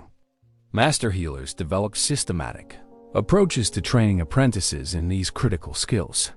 The development of pharmacological knowledge required understanding of plant chemistry that wouldn't be formally described for thousands of years. Prehistoric healers learned which parts of plants contained active compounds, when to harvest them for maximum potency, and how to prepare them to optimize therapeutic effects. This represented an intuitive understanding of biochemistry developed through careful observation and experimentation. Diagnostic skills were equally important in prehistoric medicine. Healers learned to recognize symptoms, assess severity, and predict outcomes based on careful observation of patients. They developed understanding of disease progression, recovery patterns, and prognostic indicators that guided treatment decisions. The integration of medical knowledge with spiritual and ritual practices created comprehensive healing systems that address both physical and psychological needs. Many prehistoric medical practices included ceremonial elements that provided emotional support, social solidarity, and hope for recovery. These integrated approaches recognized that healing involved more than just physical treatment. Preventive medicine also played a crucial role in prehistoric health maintenance. Healers developed understanding of hygiene practices, dietary recommendations, and lifestyle modifications that prevented illness and maintained health. This preventive approach was particularly important for nomadic groups that couldn't afford to have members become incapacitated. The sharing of medical knowledge between groups through trade and alliance networks enabled the spread of effective treatments across vast distances. Successful remedies could travel hundreds of miles through intergroup communication, allowing different communities to benefit from medical innovations developed elsewhere. The development of surgical techniques represented the most advanced aspect of prehistoric medicine. Archaeological evidence shows successful amputations, skull surgeries, and other complex procedures performed with stone tools. The survival rates for these procedures indicate sophisticated understanding of anatomy, sterile technique, and post-operative care. The legacy of prehistoric medical knowledge extends far into recorded history. Many traditional remedies that originated in prehistoric times continue to be used through ancient civilizations and into the modern era. Contemporary pharmaceutical research has validated many of these traditional treatments, revealing the accuracy and effectiveness of prehistoric medical understanding. The development of traditional medicine demonstrates the same pattern that characterizes all prehistoric survival innovations: the transformation of life-threatening challenges into opportunities for advancement. Disease and injury didn't just threaten our ancestors, they drove the development of medical knowledge that made humans more resilient and capable of surviving in challenging environments. Chapter 13. The Water Masters. The small band of early humans faced a crisis that would have doomed any other species. Their water source had dried up. In the scorching heat of prehistoric Africa, dehydration could kill within days. Yet these remarkable ancestors didn't panic or despair. Instead, they demonstrated one of humanity's most crucial survival skills: the ability to find, obtain, and manage water in environments where it seemed impossible. Water mastery was perhaps the most fundamental survival skill that separated humans from other species. While animals were limited to obvious water sources like rivers and lakes, humans developed sophisticated techniques for finding hidden water, extracting it from unlikely sources, and storing it for future use. This hydrological knowledge enabled them to survive in environments that would be fatal to other large mammals. The cognitive revolution that water mastery required cannot be overstated. Finding water in arid environments demanded understanding of geology, plant indicators, animal behavior, and weather patterns. Prehistoric humans learned to read landscape features that revealed underground water sources, recognize plants that indicated nearby springs, and track animal trails that led to hidden watering holes. Consider the observational skills required to become a master water finder. They had to understand that certain rock formations indicated underground streams, that specific vegetation patterns revealed moisture levels, and that animal behavior could guide them to distant water sources. They learned to dig wells in seemingly barren locations, extract moisture from plants and air, and predict weather patterns that would bring rain. The technology of water collection and storage represented remarkable engineering achievements. Archaeological evidence shows that prehistoric humans developed sophisticated rainwater collection systems, underground storage chambers, and portable water containers made from animal bladders and plant materials. These technologies enabled groups to survive extended dry periods and travel across waterless regions. The social organization around water resources created some of the first complex territorial and alliance systems. Groups that controlled reliable water sources gained enormous advantages, while those without access faced constant threats to survival. This led to the development of water-sharing agreements, territorial boundaries, and alliance networks based on hydrological geography. The seasonal management of water resources required long-term planning and community coordination. Groups had to prepare for dry seasons by creating water stores, identify alternative sources when primary supplies failed, and coordinate movements to ensure access to water throughout annual cycles. This planning represented some of the earliest examples of resource management and environmental prediction. Desert survival techniques reached extraordinary levels of sophistication among groups that specialized in arid environments. They learned to extract water from sand dunes, collect dew using specialized techniques, and survive on minimal water intake for extended periods. These skills enabled human expansion into desert regions that were uninhabitable for other large mammals. The physiological adaptations that accompanied water mastery included behavioral and technological rather than biological changes. Unlike other desert species that evolved specialized kidneys or water storage systems, humans developed external technologies and behavioral strategies that achieved the same results. This flexible approach allowed them to adapt quickly to different environments without waiting for evolutionary changes. Coastal water management presented different challenges and opportunities. Groups living near oceans had to deal with salt water that was undrinkable in its natural state. They developed techniques for desalination using solar evaporation, distillation through heating, and filtering through sand and charcoal. These technologies enable coastal survival even when freshwater sources were scarce. Mountain water management required understanding of snowpack, seasonal runoff, and high-altitude hydrology. Groups living in mountainous regions learned to predict water availability based on winter snowfall, manage spring floods, and locate reliable sources during dry periods. They developed techniques for melting snow efficiently and storing water from seasonal flows. The development of navigation techniques based on water sources enabled long-distance travel and exploration. Prehistoric humans learned to navigate by following river systems, predicting the location of water sources based on topography, and planning routes that ensured water access throughout journeys.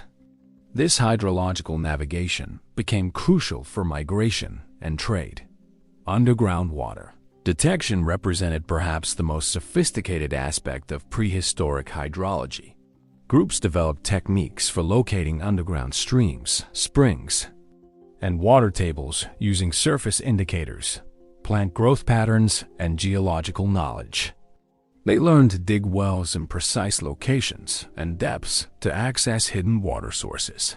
The preservation and purification of water required understanding of contamination sources and treatment methods. Prehistoric humans learned to recognize polluted water sources, developed filtration techniques using natural materials, and understood basic principles of water treatment. They knew which plants could purify water and how to use boiling and settling to improve water quality. Weather prediction skills became crucial for water management, as groups needed to anticipate rainfall, drought, and seasonal changes in water availability. They developed sophisticated understanding of weather patterns, cloud formations, and environmental indicators that predicted precipitation.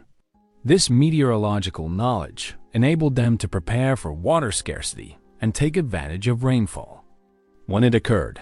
The sharing of water knowledge between groups created extensive information networks about water sources across vast regions. Groups would share knowledge about seasonal water availability, reliable sources during dry periods, and successful water-finding techniques. This information sharing created survival advantages that extended far beyond local knowledge.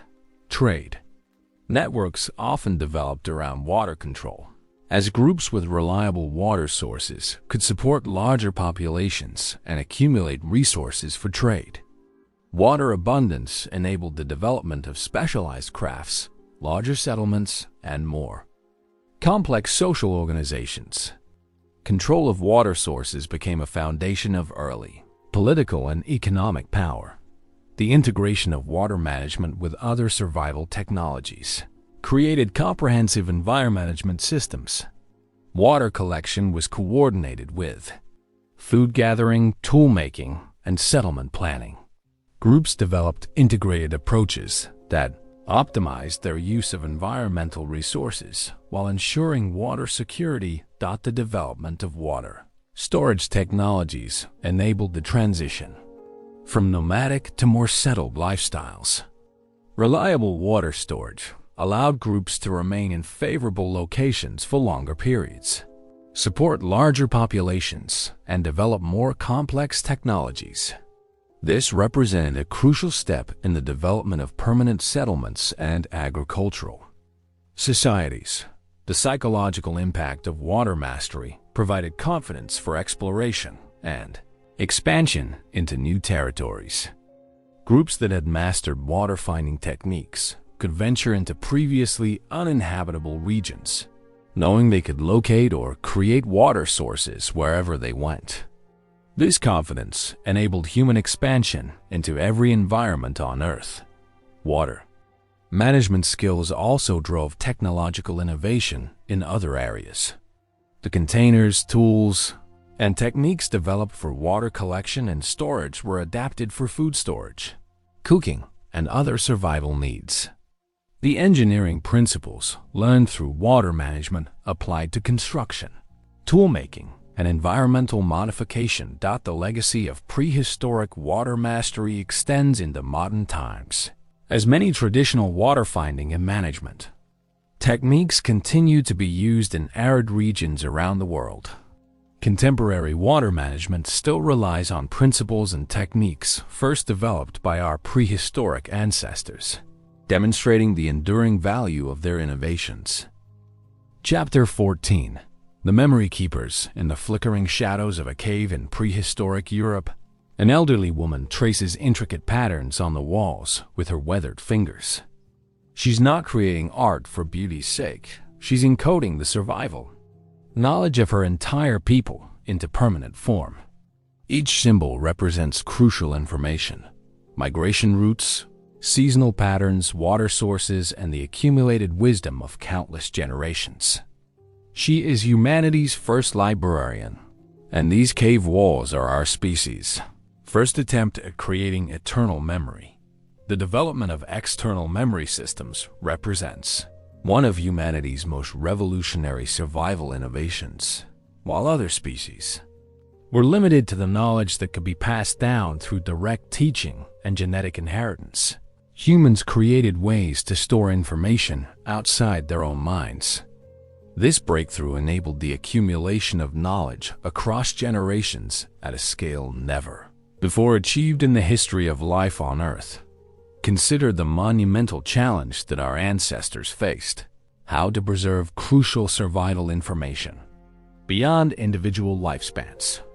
A master hunter who had spent decades learning the migration patterns of prey animals, the seasonal availability of resources, and the location of water sources in times of drought, faced the devastating prospect of this knowledge dying with them.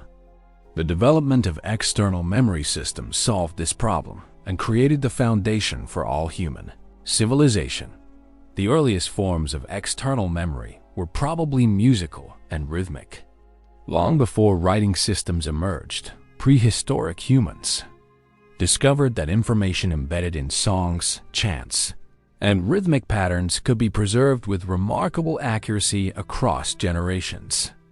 The same neural mechanisms that make melodies catchy and memorable today enabled our ancestors to encode complex survival information in forms that could be transmitted orally for thousands of years.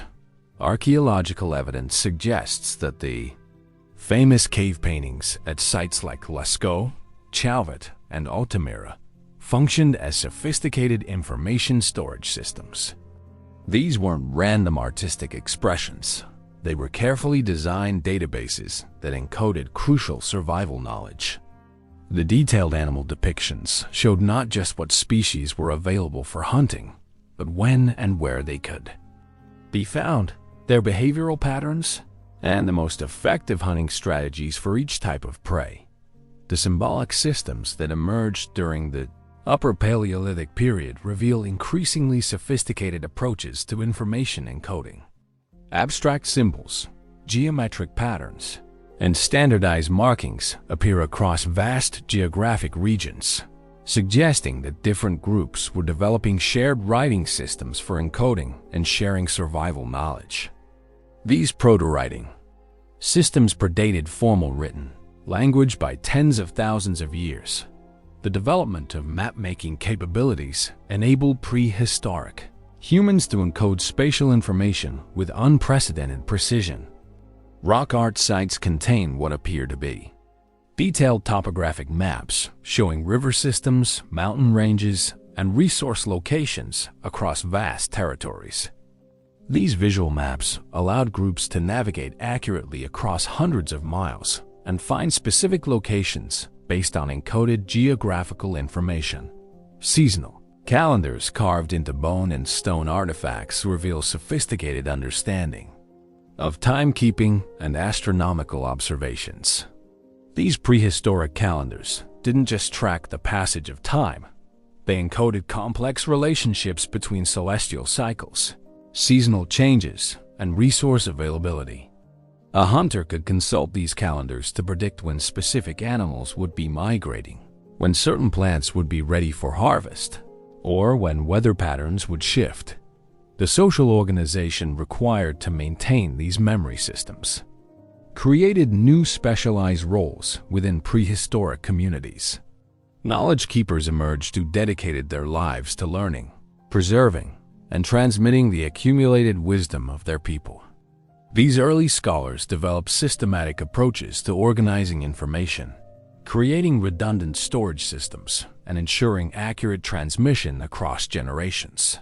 The development of mnemonic techniques enabled human memory to achieve capabilities that seem almost superhuman by modern standards. Traditional Aboriginal societies in Australia maintain songlines, musical maps that encode navigation information for territories covering thousands of square miles. These oral traditions preserve accurate geographical information across hundreds of generations, demonstrating the extraordinary capacity of trained human memory. When supported by systematic mnemonic techniques, storytelling evolved into a sophisticated technology for encoding and preserving complex information systems. Traditional stories weren't just entertainment, they were carefully constructed data storage devices that could preserve multiple layers of information simultaneously. A single story might encode practical survival knowledge, moral guidance, historical information, and technical instructions, all woven together in memorable narrative form. The integration of multiple memory systems created redundant storage that ensured crucial information would survive even if individual carriers were lost. Important knowledge was embedded in songs, stories, visual art, carved symbols, and ritual practices. This multimodal approach to information storage meant that even if some transmission methods failed, others would preserve the essential knowledge needed for group survival. Trade networks facilitated the sharing and cross-verification of encoded knowledge between different groups. When bands met for trading, they also exchanged information stored in their various memory systems. This allowed for the correction of errors, the sharing of innovations, and the development of increasingly accurate and comprehensive knowledge bases that extended far beyond any single group's direct experience. The creation of sacred sites and monuments provided permanent storage locations for crucial survival information.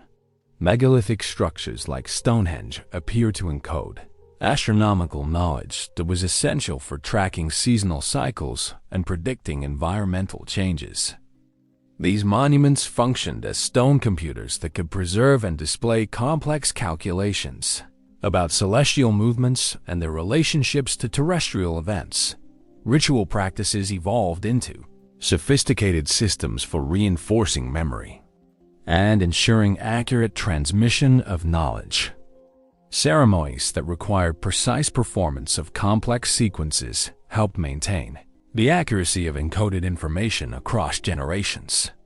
The social pressure to perform rituals correctly created quality control mechanisms that prevented the degradation of stored knowledge over time.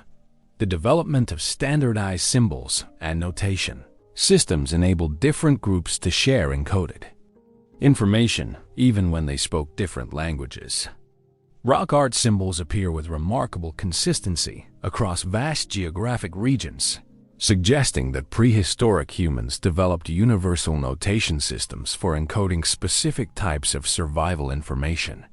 Personal memory devices became increasingly sophisticated as individuals developed techniques for maximizing their own knowledge storage capacity.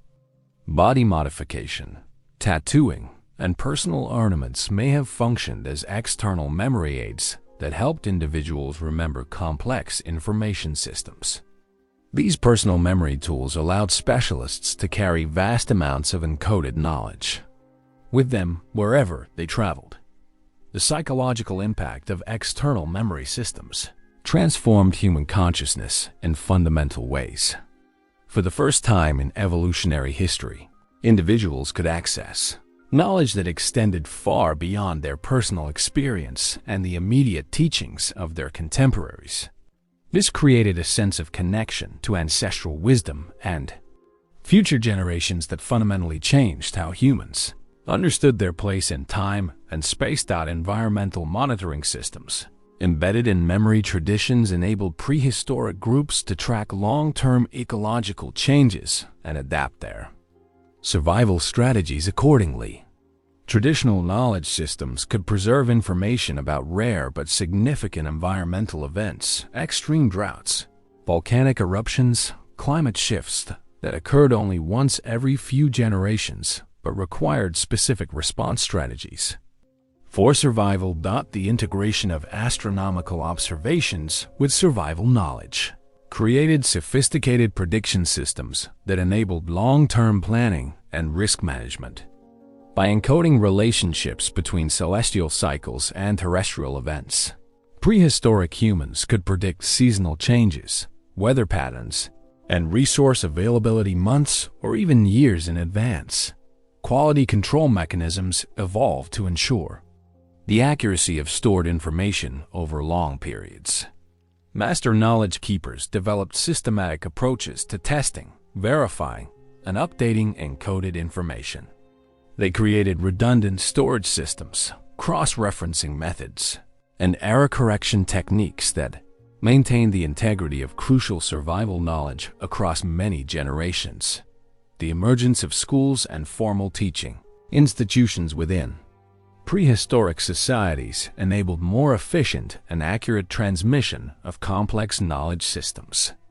Specialized training programs developed for different types of knowledge keepers, navigators, healers, toolmakers, astronomers, each with their own curricula and testing methods designed to ensure mastery of essential skills and information. The development of external memory systems created positive feedback loops that accelerated the accumulation of human knowledge. As storage systems became more sophisticated, they could preserve more complex information, which enabled more advanced survival strategies, which created surplus time and resources for developing even better storage systems. This acceleration of knowledge accumulation became one of the defining characteristics of human civilization. The legacy of prehistoric memory systems extends directly into modern times. Contemporary indigenous societies around the world still maintain knowledge traditions that originated in prehistoric times, preserving accurate information about local ecosystems, astronomical cycles, and survival techniques across hundreds of generations.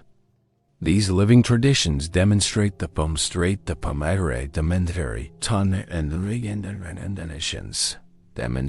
the extraordinary effectiveness of the memory systems our ancestors developed.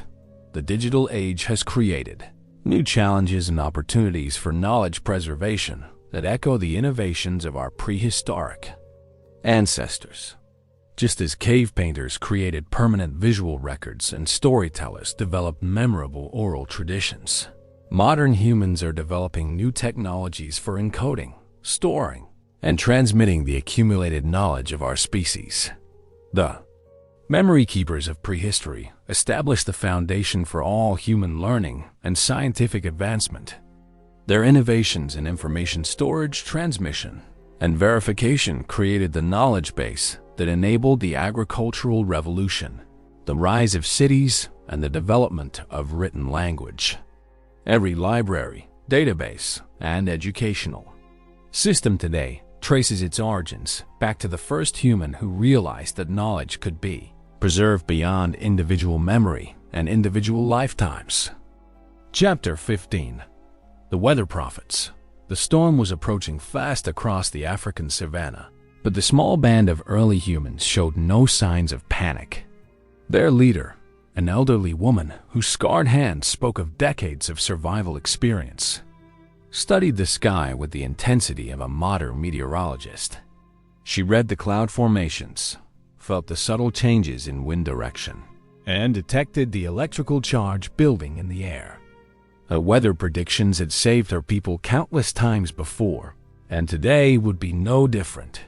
The development of weather prediction capabilities represents one of humanity's most crucial and sophisticated survival innovations. While other animals might react to immediate weather changes, humans learn to read environmental signs hours, days, or even weeks in advance. This forecasting ability enabled them to prepare for storms, predict seasonal changes, and make strategic decisions that often meant the difference between life and death. The cognitive revolution required for accurate weather prediction cannot be overstated. Our ancestors had to develop complex mental models that integrated atmospheric observations, seasonal patterns, animal behavior, and environmental indicators into coherent predictive systems. They learned to recognize that seemingly unrelated phenomena, the behavior of insects, the direction of high-altitude clouds, the smell of the wind, were all connected parts of larger atmospheric systems. Consider the observational skills required to become a master weather reader. Prehistoric forecasters learned to interpret dozens of subtle environmental indicators: the color and movement of clouds at different altitudes, changes in air pressure indicated by plant and animal behavior, wind patterns that predicted approaching weather systems, and atmospheric moisture levels revealed by the behavior of smoke and dust. The development of long-term weather prediction enabled seasonal planning that gave human groups enormous survival advantages. By accurately predicting when rains would arrive, when droughts would end, and when severe weather would threaten, groups could time their migrations, plan their food storage, and prepare their shelters with remarkable precision.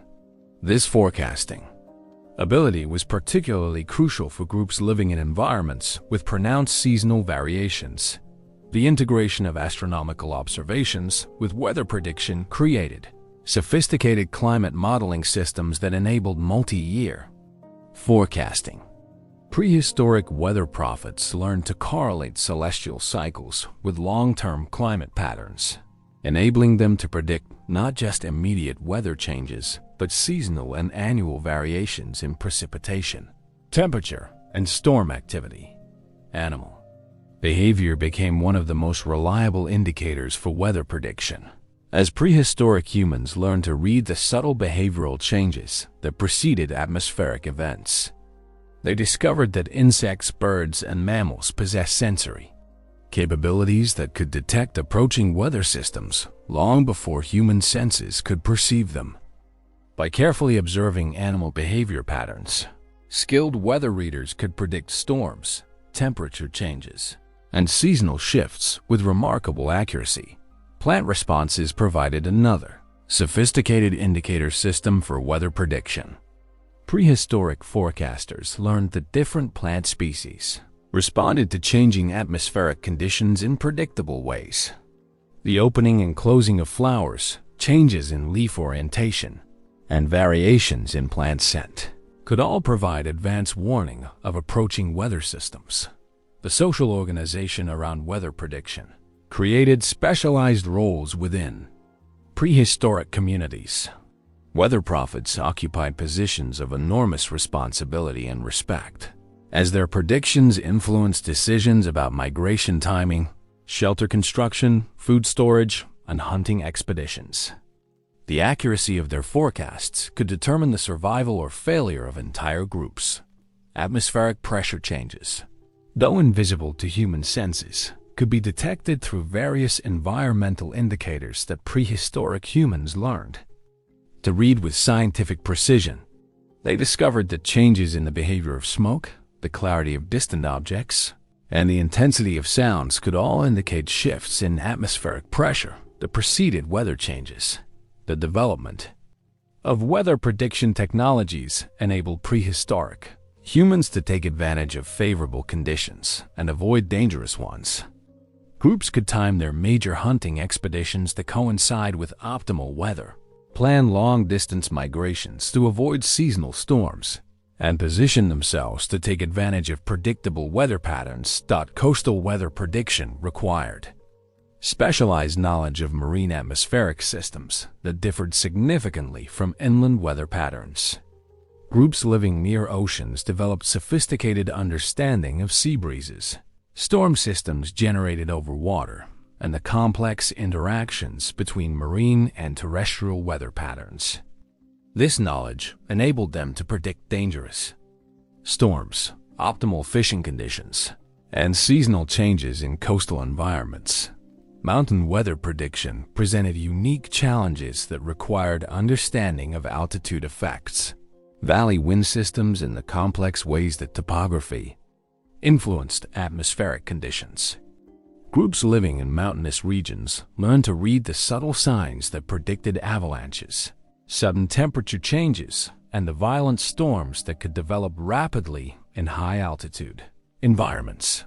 Desert weather prediction required exceptional skill in reading the subtle environmental indicators available in arid environments.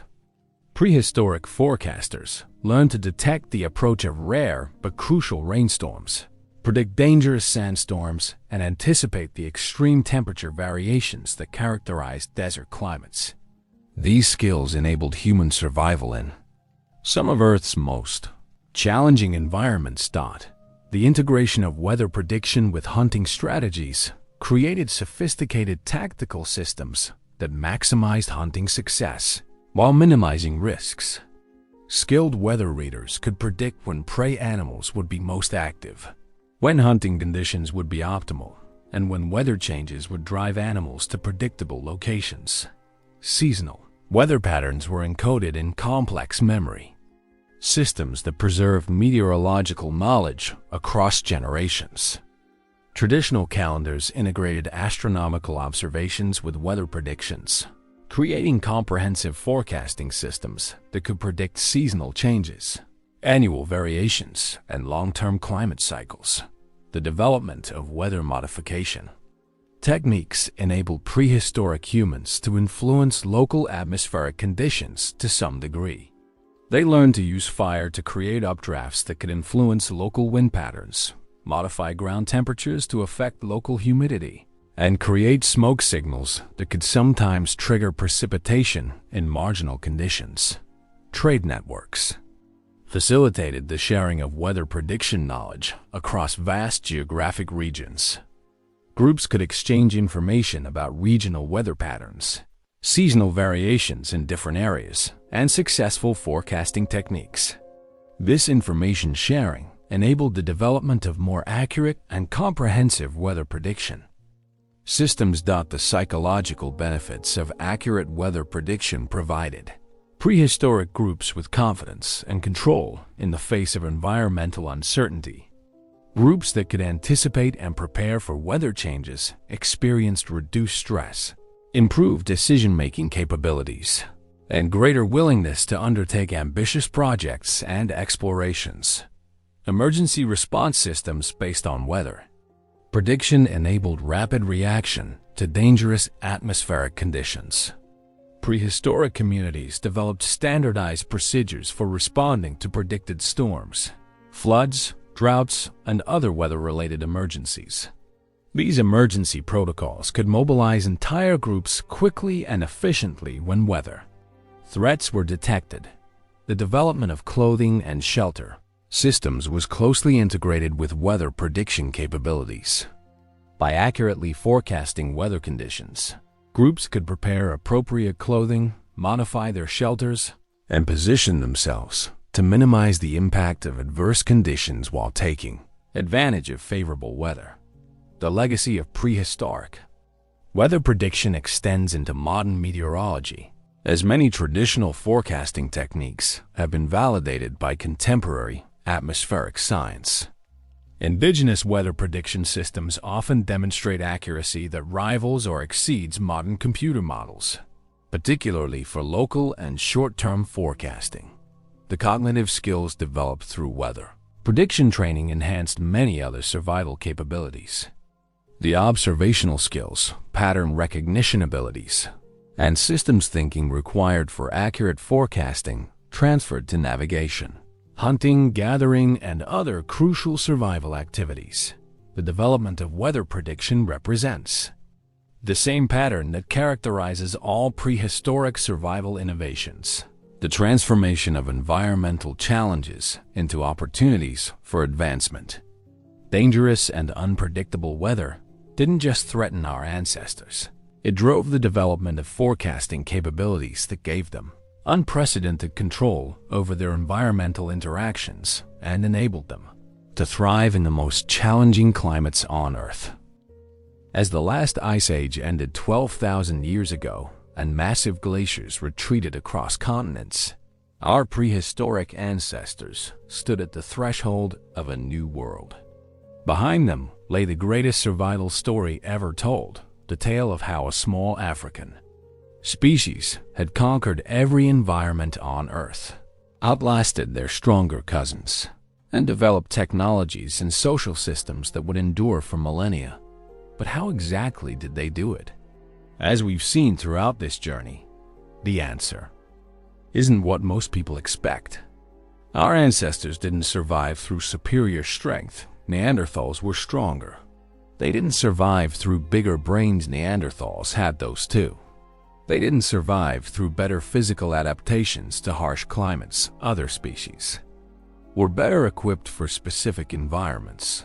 They survived through something far more powerful: the ability to cooperate, adapt, and innovate at levels no other species had ever achieved. They transformed every challenge into an opportunity, every obstacle into an innovation catalyst, every crisis into a chance to become more capable. The mastery of fire didn't just provide warmth and cooked food. It created the first human technology that transformed biology itself, freeing energy for brain development and creating social centers around hearths. The development of sophisticated tools didn't just improve hunting success, it established the foundations of all future technology and created the first specialized knowledge systems. The evolution of social cooperation didn't just improve survival. It created the trust networks that enable complex projects, information sharing, and cultural transmission across generations. The development of language didn't just improve communication. It enabled the sharing of abstract concepts, future planning, and the accumulation of cultural knowledge. The development of medical knowledge didn't just help heal injuries. It created the first systematic scientific inquiry and enabled groups to support vulnerable members who contributed essential skills and knowledge. The mastery of water resources didn't just prevent dehydration, it enabled expansion into previously uninhabitable environments and created the foundations for permanent settlements. Perhaps most remarkably, our ancestors developed unprecedented psychological resilience. Groups that survived ice ages, adapted to new continents, and outlasted competing species developed a fundamental confidence in human capability that still defines our species today. They learned that any problem could be solved through intelligence, cooperation, and persistence. The survival strategies they developed continue to serve us today. Modern humans still live in social groups, still cooperate to achieve goals beyond individual capability, still use tools to amplify our abilities, and still adapt our behavior to meet new challenges. The same cognitive mechanisms that allowed prehistoric humans to survive mammoth hunts enable modern humans to conduct space missions, manage global pandemics, and coordinate responses to climate change. The integration of all these survival systems created something unprecedented in the history of life, a species that could adapt to any environment without biological evolution. While other species required thousands of generations to adapt to new conditions, humans could accomplish the same adaptation within a single generation through cultural and technological innovation. The lessons for today are profound. In an era of global challenges, climate change, resource depletion, technological disruption, our ancestors' example shows that humans excel not when conditions are easy, but when they're difficult. Challenge drives innovation. Crisis catalyzes cooperation. Adversity reveals human potential. Their story also reminds us that survival was never an individual achievement. No single human, no matter how skilled or strong, could have survived the challenges our ancestors faced. Success required cooperation, trust, and mutual support. The same remains true today. Our greatest challenges can only be met through collective action and shared commitment. The timeline of human achievement accelerated dramatically after the Ice Age ended. The agricultural revolution, the rise of cities, the development of writing, and the emergence of civilization all followed within a few thousand years. This wasn't coincidence. It was the culmination of hundreds of thousands of years of survival-driven innovation. Our ancestors had developed all the cognitive tools, social systems, and technological foundations necessary for civilization. The end of the Ice Age simply provided the stable conditions needed to build upon these foundations. The diversity of survival strategies that our ancestors developed reveals the extraordinary plasticity of human adaptation. They didn't just survive. In one environment, they thrived in tropical rainforests, Arctic tundra, scorching deserts, mountain highlands, and oceanic islands. Each environment required different technologies, social organizations, and knowledge systems. Yet humans developed appropriate adaptations for all of them. The speed of human adaptation also set our species apart from all others. We're biological. Evolution required millennia to produce even minor adaptations. Cultural evolution enabled humans to develop major survival innovations within decades or even years.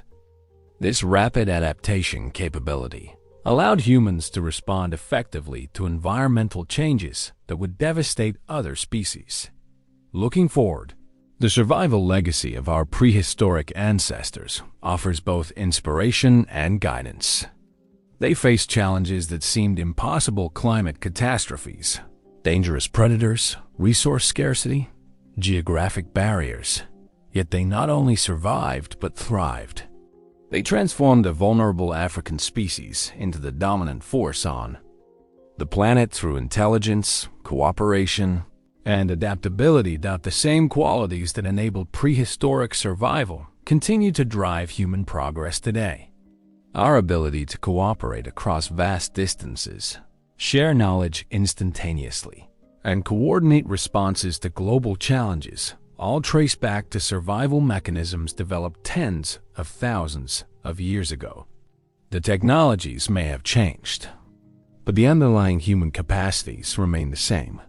The environmental challenges facing modern humanity echo many of the challenges our ancestors faced.